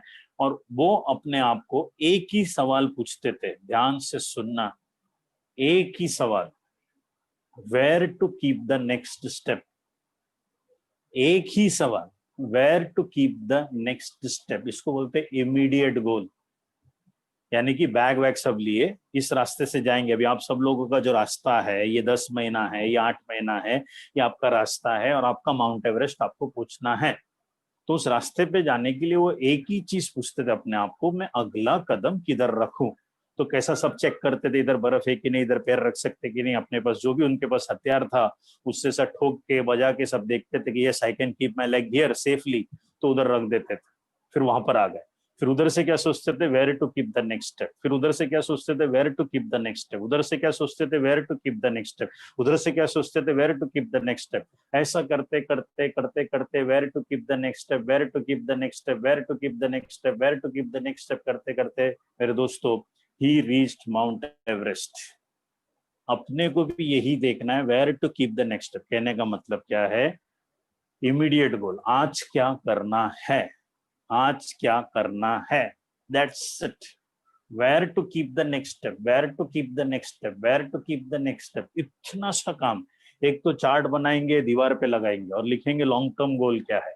तो लॉन्ग टर्म गोल है डॉक्टर बनना। फिर उसके नीचे लिखेंगे इमीडिएट गोल क्या है, इमीडिएट गोल सॉरी शॉर्ट टर्म गोल क्या है, उसमें लिखेंगे इतना मेरे को परसेंटेज या फिर इतना मुझे मार्क्स चाहिए एंट्रेंस एग्जाम में ताकि मेरा सपना पूरा हो जाए। फिर उसके बाद एक किताब लेंगे और उस किताब में वो लड़की ने रोज का प्लान किया था वो लिखना है कि कल सुबह उठकर मैं क्या क्या करूंगा, मैं क्या क्या करूंगी। एक हर रोज रात को एक नोटबुक लिखना है जिसमें कितने बजे उठोगे, कौन सी लेक्चर कभी है, कौन सी पढ़ाई कब करोगे, जो भी हो गया पढ़ के तब कौन सी रिवाइज करोगे, कब एग्जाम है, क्या है।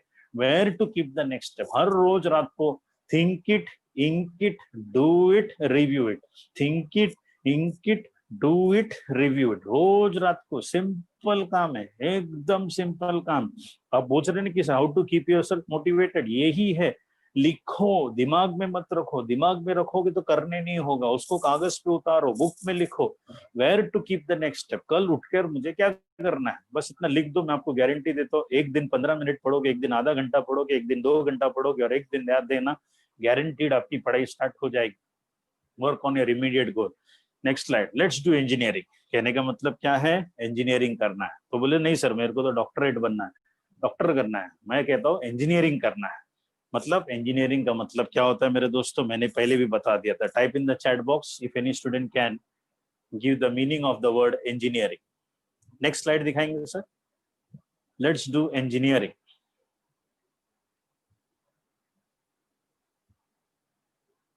What is the meaning of word engineering?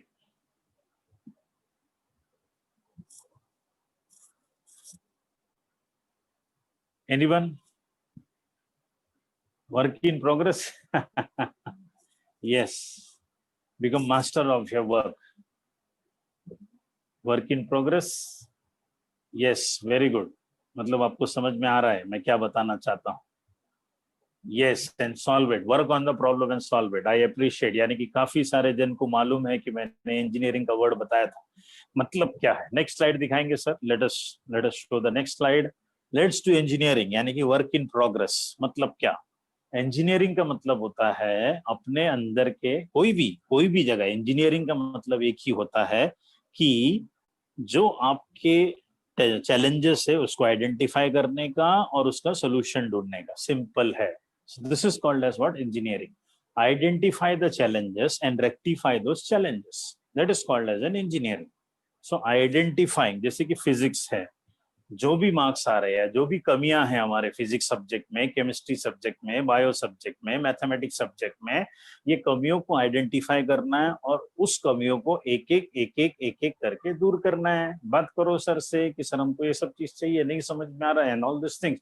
Identifying the challenges and improving those challenges and see my friends, सब के सब लोग या repair it and rectify it. Simple बात है मेरे दोस्त, करो। ये मैं नहीं कर सकता, ये आपको करना है। Identify the challenges and rectifying those challenges is called as what, engineering. Physics में क्या चैलेंज है, केमिस्ट्री में क्या चैलेंज है, मैथ्स में क्या चैलेंज है, मुझे तो ग्रो करना है, मुझे तो मेरा गोल अचीव करना है, मैं तो करके दिखाऊंगा। वो हार्ड सब्जेक्ट हो, अभी जैसे कि केमिस्ट्री तो सब में है, फिजिक्स में तो, अब इंजीनियरिंग दो या मेडिसिन तो ये भाई सब दोनों सब्जेक्ट दोनों के अंदर है। और बोलते हैं कि सर फिजिक्स मुझे जमता नहीं है, मैं नहीं करूंगा, नहीं चलेगा। प्रॉब्लम है, एक में भी कम मार्क्स आ गए एंट्रेंस में तो ओवरऑल मार्क्स की धज्जियां उड़ जाएगी। तो भले मुझे अच्छा लगता है या नहीं अच्छा लगता है, मैं उसको क्रैक करूंगा। I don't like it, but I have to do it is only because it comes with a combination. PCM, PCB आता ही है कॉम्बिनेशन में। फिजिक्स नहीं आता है सर, मैंने नहीं मिलेगा तुमको यार, ओवरऑल मार्क्स तुम्हारे कम हो, उसके बाद छोड़ना ही है ना यार, उसके बाद तो तुमको तुम्हारा फील्ड पकड़ के आगे जाना है। We have to do it, work in progress, पहले से बेहतर। अगर एग्जाम चलेंगे तो उससे बेहतर नेक्स्ट एग्जाम में करना है, फिर नेक्स्ट एग्जाम में करना है, नेक्स्ट एग्जाम में करना है। अपना कंपैरिजन किसी और से हम नहीं करेंगे, अपना कंपैरिजन अपने पहले के परफॉर्मेंस के साथ करेंगे। तो हमेशा जैसे कि एक दो तीन जन ने लिखा वर्क इन प्रोग्रेस, अभ्यास चालू है, काय चालला है, वर्क इन प्रोग्रेस, काम चालू है। कोई भी बोलेगा तो पढ़ाई कैसी चल रही है, एक ही चीज बोलना, वर्क इन प्रोग्रेस।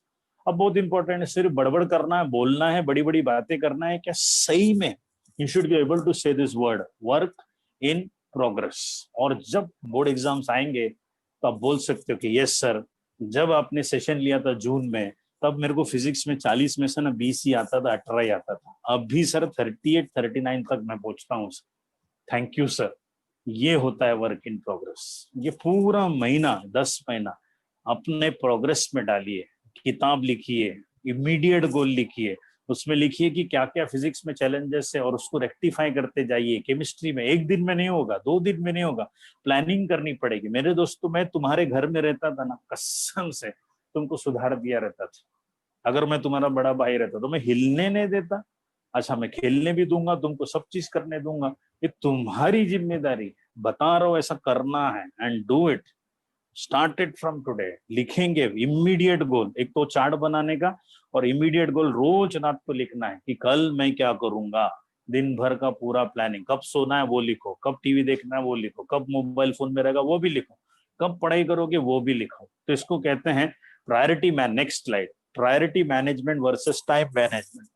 यानी कि प्रायोरिटीज कौन सी, पहला क्या, लेक्चर्स क्लासेस के, फिर दूसरा क्या कि जो लेक्चर्स हुए हैं उसकी पढ़ाई करके रखना, तीसरा क्या बाद में फिर टीवी देखना, दोस्ती यारी, phone call, mobile phone and all this. Priority, time management नहीं करना, प्रायोरिटी मैनेजमेंट करना।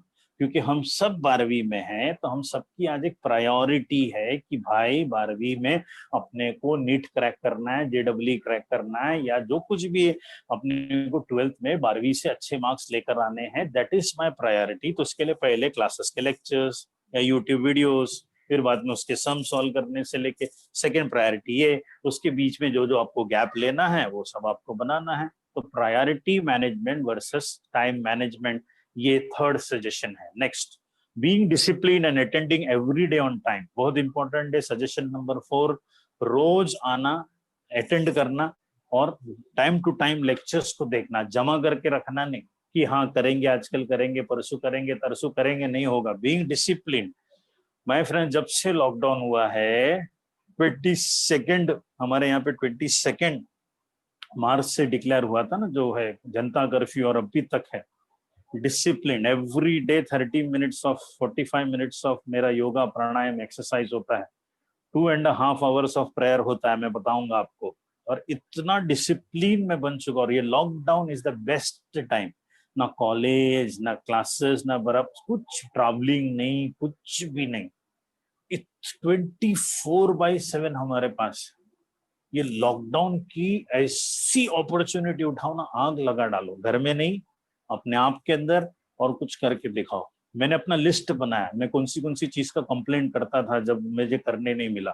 और बस जब से लॉकडाउन है, दुनिया फ्रस्ट्रेशन में है, और मैं इतनी पढ़ाई कर रहा हूँ कि पूछो मत। दिन भर 2 घंटा तो मैं सिर्फ प्रेयर में देता हूँ, 45 मिनट्स ऑफ मैं एक्सरसाइज करता हूँ, योगा प्राणायाम। मेरे दोस्तों, इतना मेरा वजन कम हो गया है पिछले कुछ दिनों के अंदर, just by following that discipline. मैं ये नहीं कहता हूँ, जब मैंने स्टार्ट किया था एक्सरसाइज सिर्फ 10 मिनट करता था, फिर मैंने 30 मिनट्स किया, फिर 45 मिनट्स किया, जब मैं प्रार्थना शुरू करता था 15 मिनट का करता, आज 2 घंटा करता हूँ।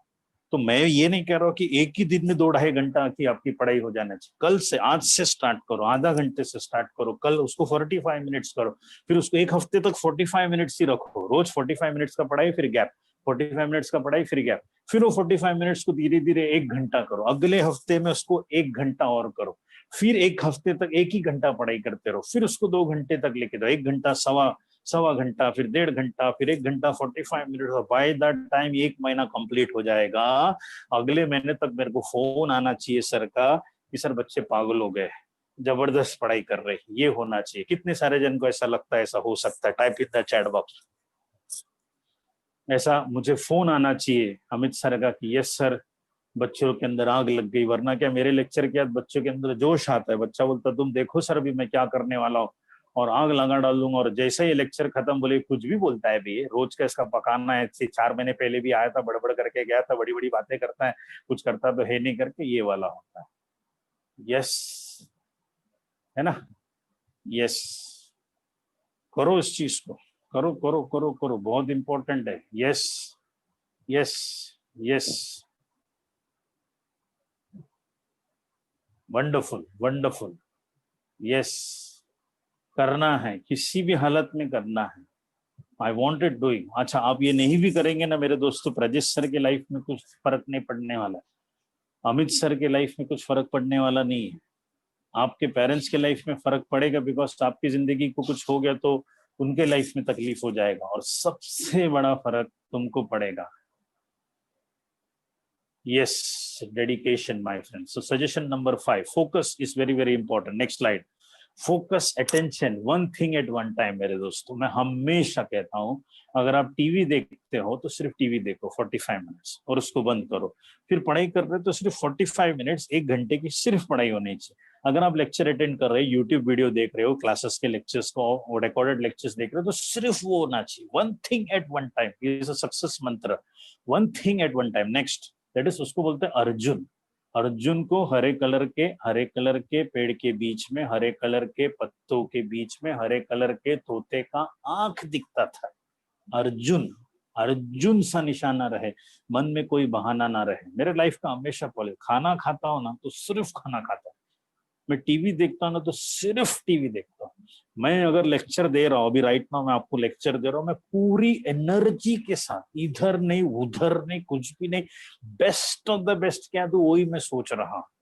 That's this what is life, one thing at one time. Next slide. One thing at one time, हाँ, one thing at one time.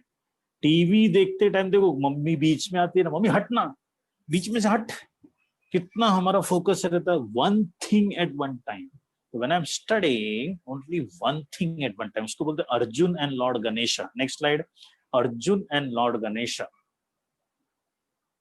Yes, Arjun and lord Ganesha, मतलब अर्जुन का पूरा फोकस, और लॉर्ड गणेशा का मतलब क्या होता है? अगर आपके घर में गणपति का मूर्ति है तो ध्यान से देखना, बड़ा कान ध्यान से सुन, गणेश जी को बड़ा कान ध्यान से सुन, शार्प आंखें ध्यान से देख, छोटा मुंह कम बात कर, बहुत बड़बड़ करता है, लंबा सूंड परसिस्टेंस मेहनत, एक दंत आधा बुद्धि का इस्तेमाल कर, एक दंत पूरा श्रद्धा रख विश्वास रख, व्यू नकोस भी तुझा पाटिशिया है, तू फाइट तो कर, तू श्रद्धा तो रख, अपने आप पे विश्वास तो रख, तू करके दिखाएगा।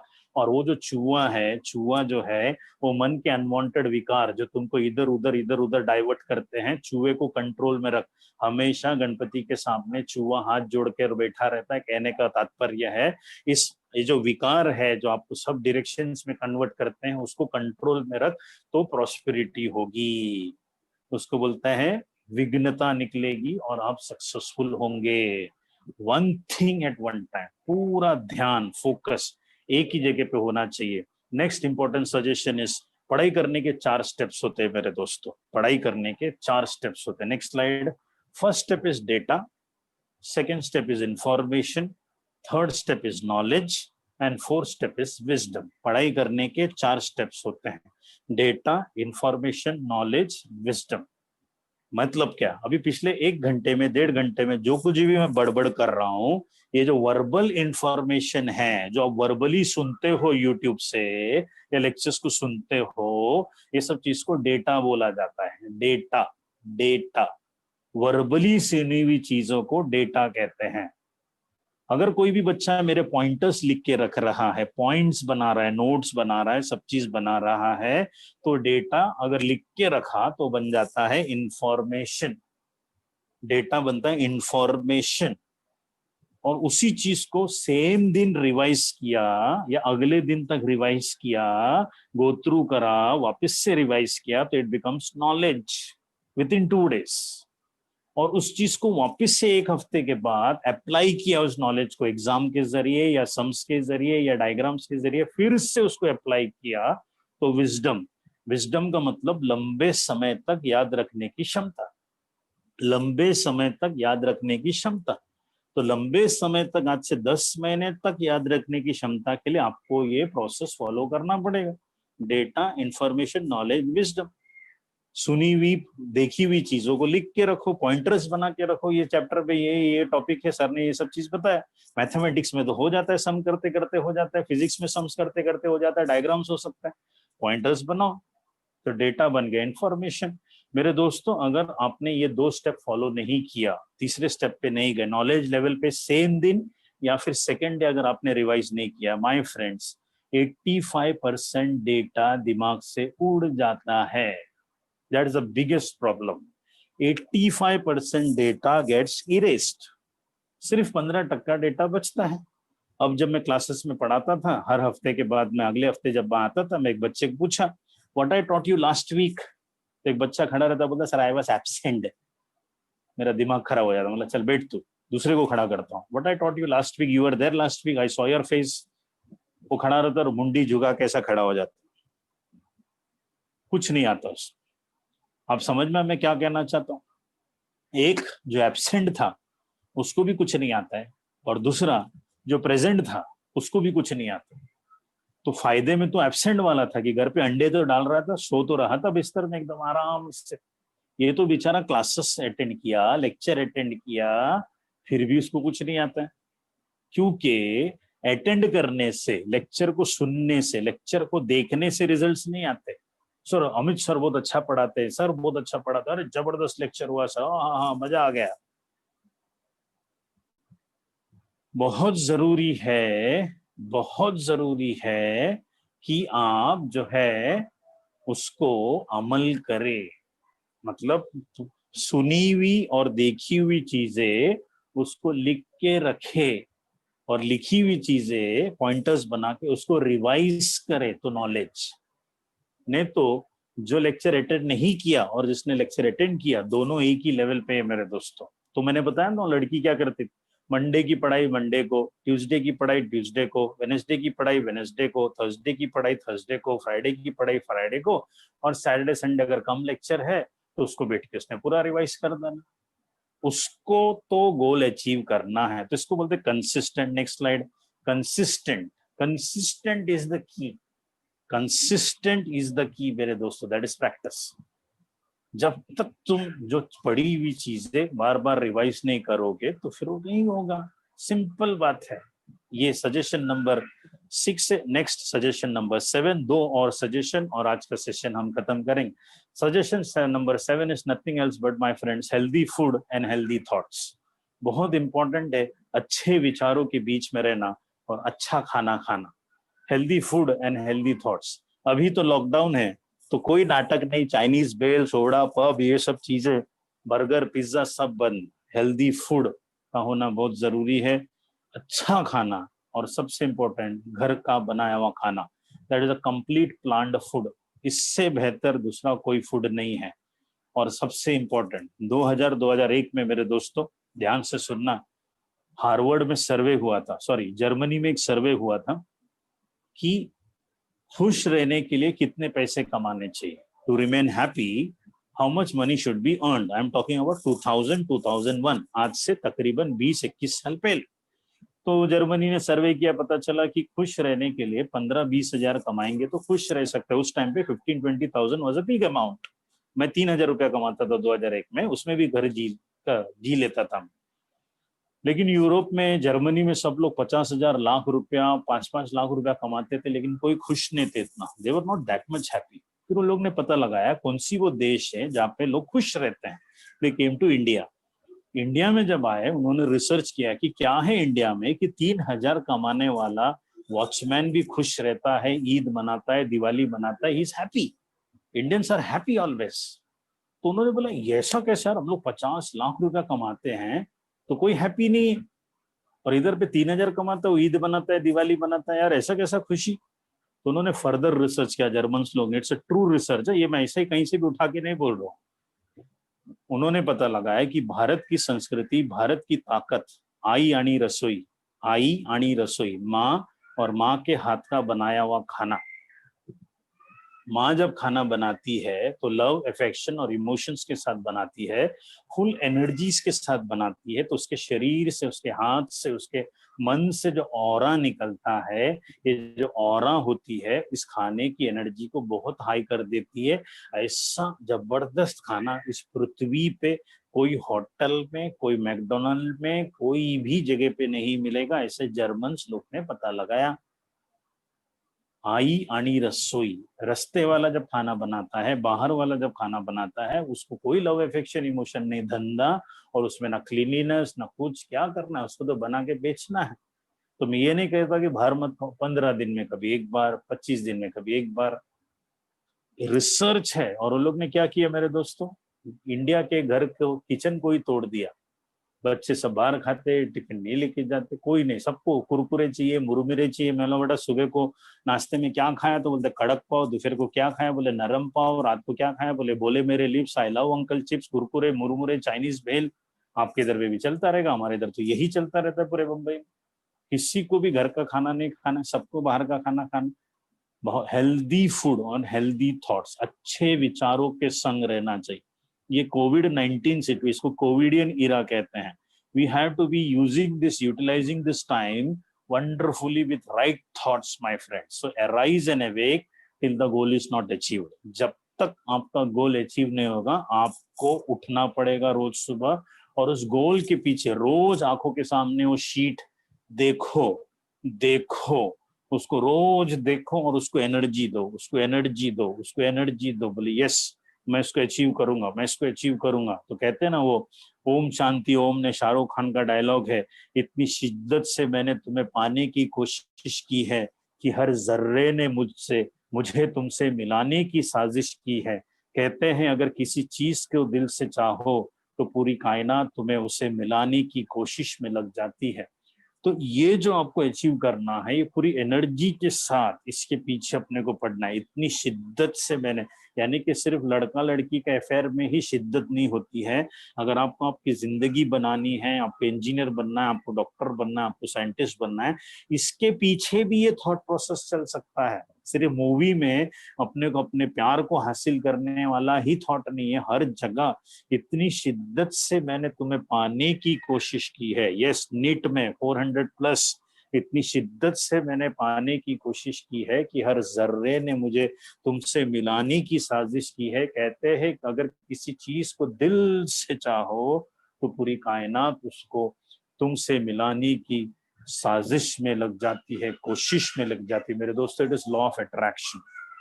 लॉ ऑफ अट्रैक्शन, जो भी तुम पाना चाहते हो तुमको 100% मिलेगा, अगर उसके ऊपर पूरी एनर्जी अगर आपने डाल दी। That is called as law of attraction my friends. But मैंने ये भी देखा है मेरे दोस्तों कि बहुत सारे बच्चे रोज सुबह उठते हैं और मेहनत करते हैं, और बहुत मेहनत करते हैं। जैसे कि मैंने भी बहुत मेहनत किया था, मैंने भी बहुत मेहनत किया था कि मैं भी सोचा था कि इंजीनियर बनूंगा, फिर ये हुआ, फिर वो हुआ, फिर ये हुआ। दुनिया भर के चल, कुछ चीजें अचीव हो पाई, कुछ चीजें अचीव नहीं हो पाई। There was something which happened and something which happened. देखो काफी सारे बच्चों ने लिखा ना कि 13% ही मेरा माइंडसेट है सर। 13 पर कभी पढ़ाई होती है, कभी पढ़ाई नहीं होती है, कभी पढ़ाई होती है, कभी पढ़ाई नहीं होती है। उसके पीछे का ये लॉ ऑफ अट्रैक्शन ऐसा है कि कभी पढ़ लेते हैं, अट्रैक्ट करते हैं पढ़ाई को, और बाद में फिर कंटाल आता है। उसका रीजन मैंने खोजा है मेरे दोस्तों। अगर आपने किया, जो मैं अभी आगे कहने जा रहा हूँ, नेक्स्ट स्लाइड दिखाएंगे सर।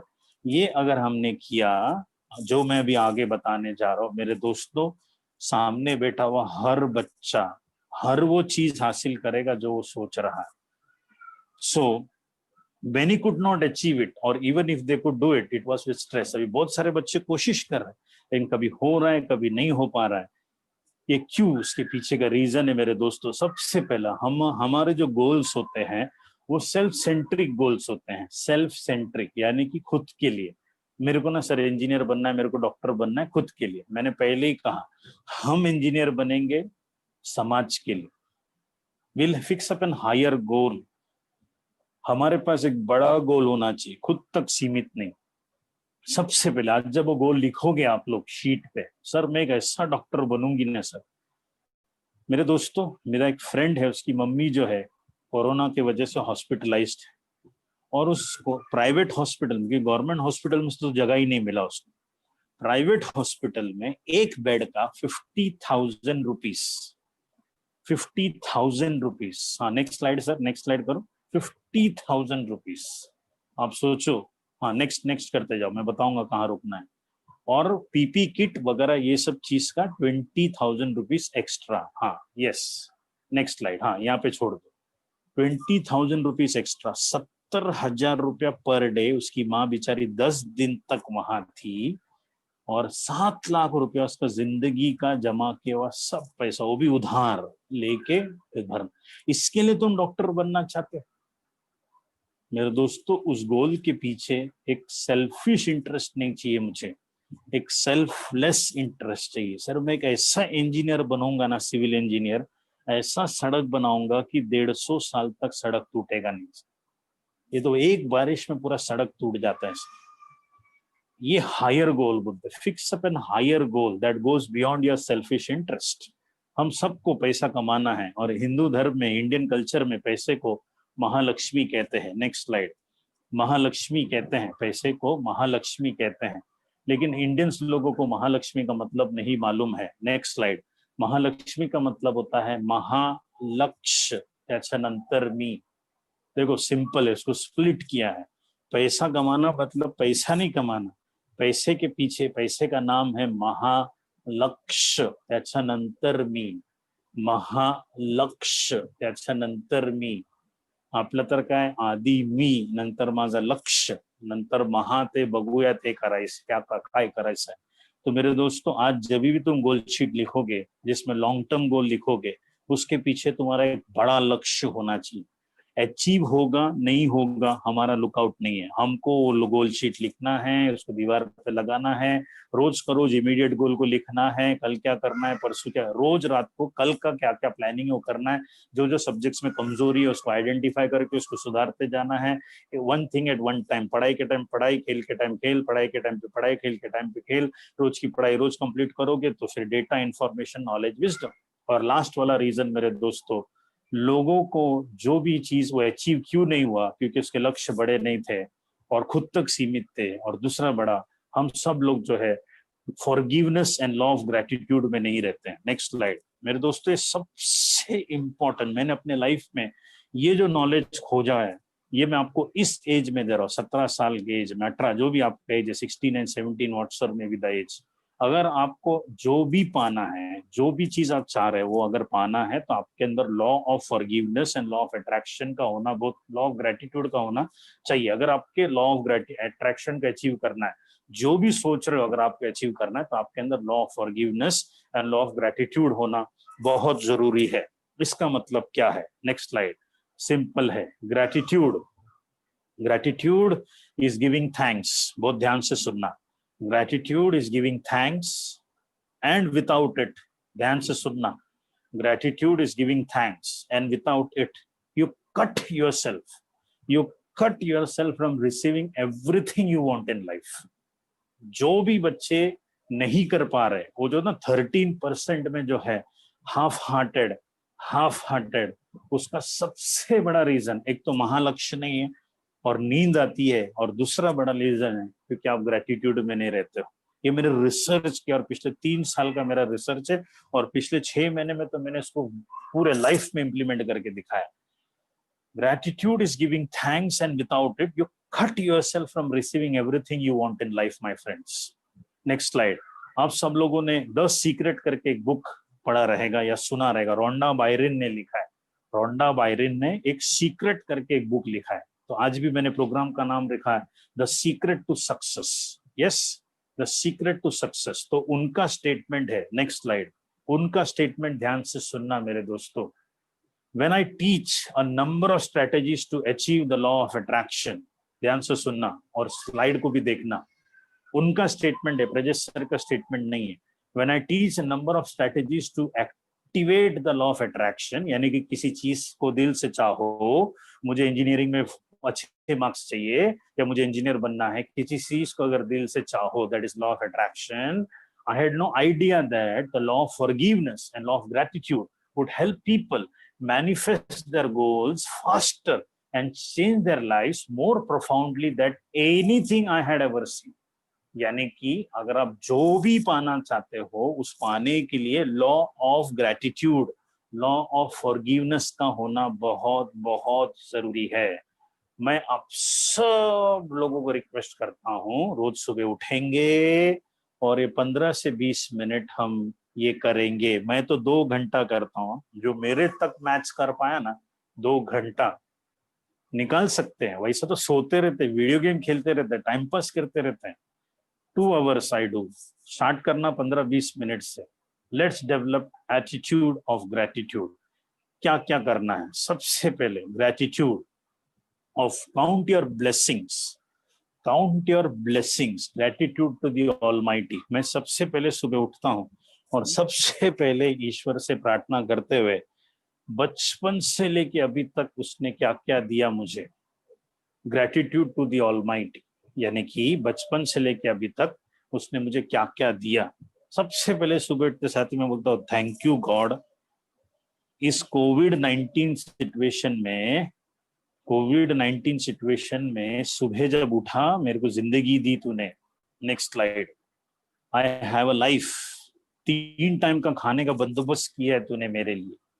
छत है, कपड़े है, माँ बाप है, सब चीज है मेरे पास। Everything is there.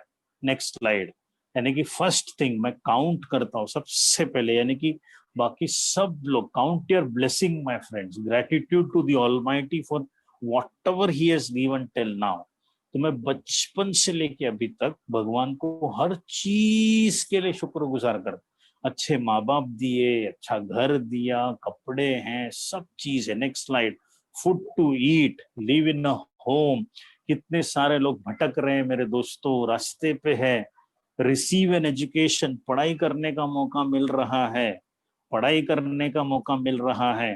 Travel to school each day, vacations, exciting birthday gifts, bikes, toys, pets, clothes, क्या नहीं दिए ऊपर वाले ने। Next slide. Close, see what all things, movies, play sports, और क्या क्या भगवान ने दिया। डॉक्टर्स, मेडिसिन, डेंटिस्ट, जब भी तकलीफ हुआ, ये सब चीज, टूथब्रश, टूथपेस्ट, क्या नहीं है हमारे पास। Watch television, make mobile phone, call करने के लिए। Thank for all the money I have been given throughout my life my friends. हर वो चीज मैं बचपन से, 45 मिनट्स लगता है बचपन से लेके अभी तक का, ऊपर वाले ने मुझे जो कुछ भी दिया। मैंने अभी कम से कम 12 बच्चे जो मेरे एक्स स्टूडेंट्स है, वो लोग ने मेरा एक सेशन अटेंड किया था इसके ऊपर, तो उन्होंने अटेंड किया और बोलते कि सर इतना अच्छा लग रहा है ना सर, 15-20 मिनट जब भगवान को मैं थैंक यू बोलती हूँ ना sir. She cried, she called me up and she said कि सर अच्छा हो गया सर, क्या पढ़ाई हो रही है मेरी। She is in SY BCom right now.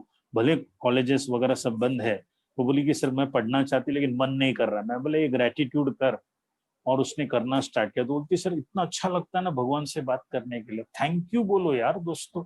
बचपन से लेके अभी तक के 1st स्टैंडर्ड के लिए, 10th स्टैंडर्ड के लिए जो भी तुमने, और क्या क्या तकलीफ हुआ रहेगा, बीमार पड़े रहेंगे, वहां से तुम बाहर निकले, तुम्हारे घर में कितने सारे चैलेंजेस हुए रहेंगे, हर चैलेंजेस से बाहर निकल पाए। अभी तक कुछ भी हमको हुआ नहीं है। 3 टाइम का खाना है, कपड़ा है, छत है, इलेक्ट्रिसिटी है, मोबाइल फोन है, इंटरनेट कनेक्शन है, दुनिया भर की सब चीजें। इसके लिए तो आप ये लेक्चर अटेंड कर पा रहे हो। We don't remain in gratitude, और इसका रास ढूंढ के निकाला हुआ है मैंने।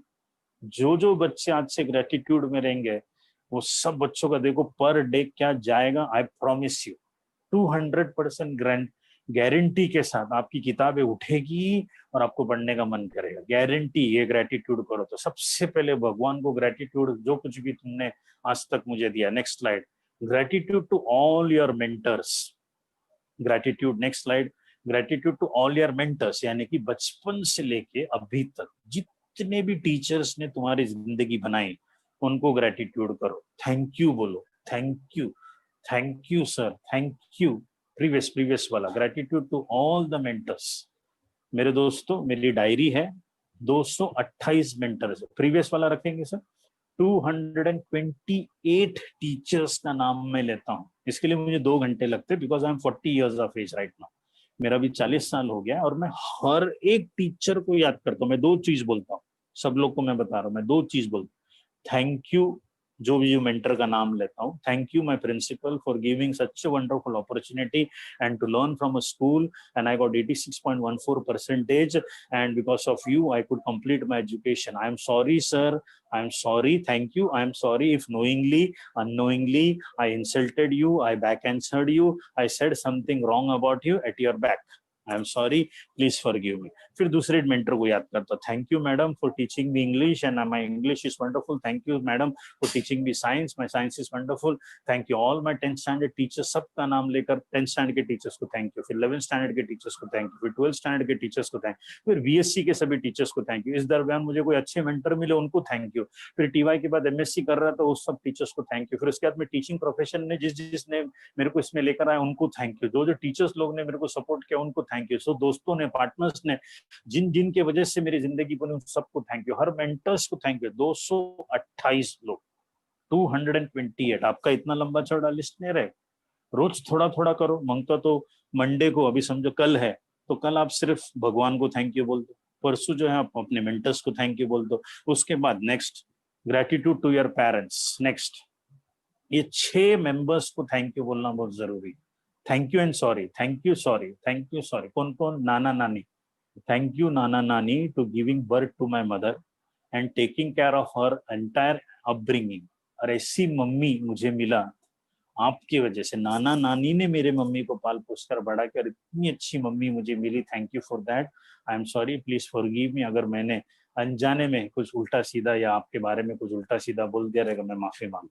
थैंक यू दादा दादी कि मेरे पिताजी को आपने जन्म दिया और मेरे पिताजी को जिंदा रखा और यहाँ तक लेकर आए ताकि वो ऐसे एक इंसान मुझे मिले और मेरा लाइफ इन दोनों की वजह से बन पाए. बिकॉज आप दोनों ने मेरी मम्मी का और डैडी का ख्याल रखा और यहाँ तक लेकर आए. आई एम सॉरी, कुछ गलती अगर हो गई मेरे से तो मैं माफी मांगता हूँ. फिर mummy daddy, thank you mom and dad.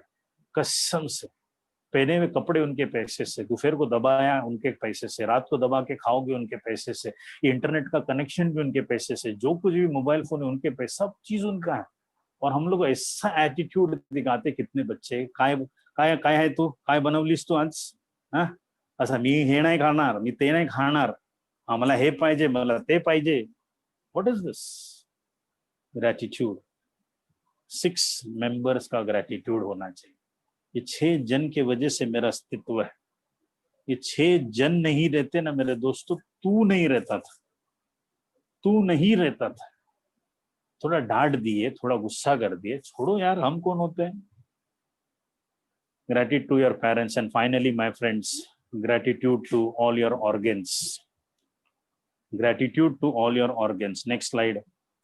जो भी ऊपर वाला आंखें दी है, थैंक यू. कान दिया है, थैंक यू. ब्रेन दिया है, थैंक यू भगवान को. ये सब ऑर्गन्स को थैंक यू बोलो. इसको भी मुझे 40 मिनट लगते. तो आप एक दिन मंडे को आपके पूरे भगवान को थैंक यू बोला जो आज तक दिया. फिर ट्यूसडे को आपने पूरे मेंटर्स को थैंक यू बोला, थैंक यू सॉरी. फिर वेडनेसडे को आपने पेरेंट्स वीरेंट्स सब लोगों को थैंक यू सॉरी. फिर आपने थर्सडे को वापस से बॉडी के पूरे ऑर्गन्स को थैंक यू बोला. मेरे दोस्तों, अगर आपको कोई सर दर्द है, पेट दर्द है, कोई बीमारी है, अल्सर है, किडनी है, ये है वो है, मैं आपको गारंटी देता हूँ आपकी सब बीमारियां ठीक हो जाएगी. मैं एक काम कर चुका हूँ, हजारों लोगों के ऊपर मैंने ग्रेटिट्यूड का पूरा टेक्निक इस्तेमाल किया. अभी 2 जन को कोविड में से बाहर निकलवाया मैंने, just by doing gratitude to lungs. Covid सबसे पहला जो है लंग्स को अटैक करता है. ग्रेटिट्यूड कर रहे हैं सबके सब, जो 25 दिन में बाहर निकल रहे, अपने लोग तो 10-15 दिन में बाहर निकल. Gratitude to the lungs, gratitude to the heart, gratitude to everything. For example, ध्यान से सुनना मैं कैसा बोलता हूँ. Thank you heart for being there in my life from last 40.5 years, serving me 24/7 from birth till this very moment. I love you as a wonderful organ who has taken care of me and performed all the functions which are very, very important to day-to-day life. I am sorry for not taking care of you, not valuing your value, not doing much for your strengthening and development. I am sorry, please forgive me. बस ऐसे सब organs को thank you, I love you, sorry, please forgive me. Thank you, I love you, sorry, please forgive me. Thank you, I love you, sorry, please forgive me. Thank you for उन्होंने क्या क्या किया आज तक. Sorry for जो तुम नहीं कर पाते हो या ध्यान नहीं देते हो उस चीज के लिए. बस मेरे दोस्तों, ये कर लेना. लास्ट वाला स्लाइड. इट टुक 40 years मेरे दोस्तों, It took 40 years of my life to understand the key to success is attitude of gratitude. मैंने पूरा रिसर्च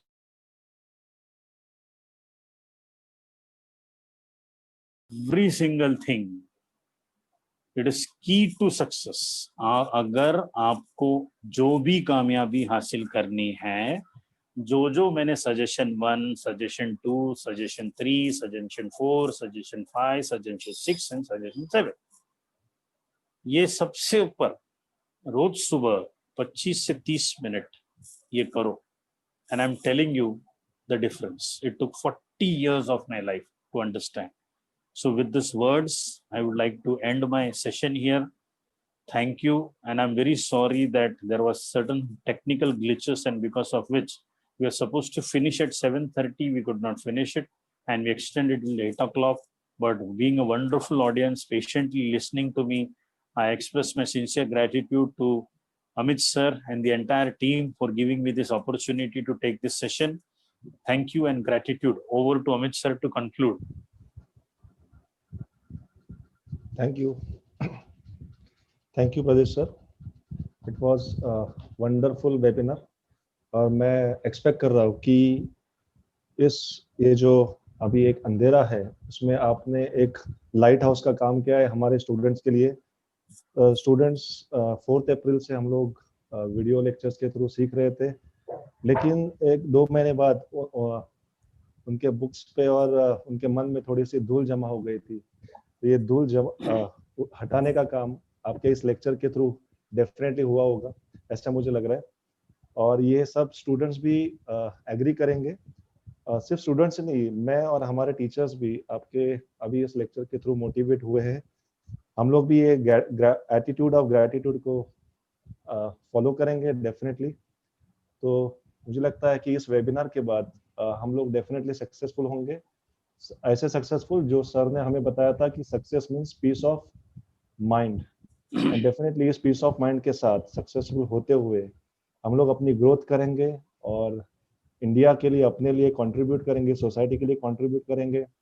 ऐसा मैं स्टूडेंट्स के बिहाफ पे आपको प्रॉमिस करता हूँ. और अगेन सब स्टूडेंट्स को, सब अपने स्टाफ मेंबर्स को, प्रणव सर एंड सब टीचर्स को मैं थैंक यू बोलता हूँ. And thank you God. जो भी हुआ अच्छा हुआ. मुझे लगता है कि थोड़े स्टूडेंट्स कम थे, लेकिन वो रिकॉर्डेड सेक्शन ये देख लेंगे और हम लोग नेक्स्ट टाइम डेफिनेटली इम्प्रूव करेंगे quality of our webinar. Thank you. Thanks to all. Thank you very much sir. Thank you. Thank you, sir. Thank you.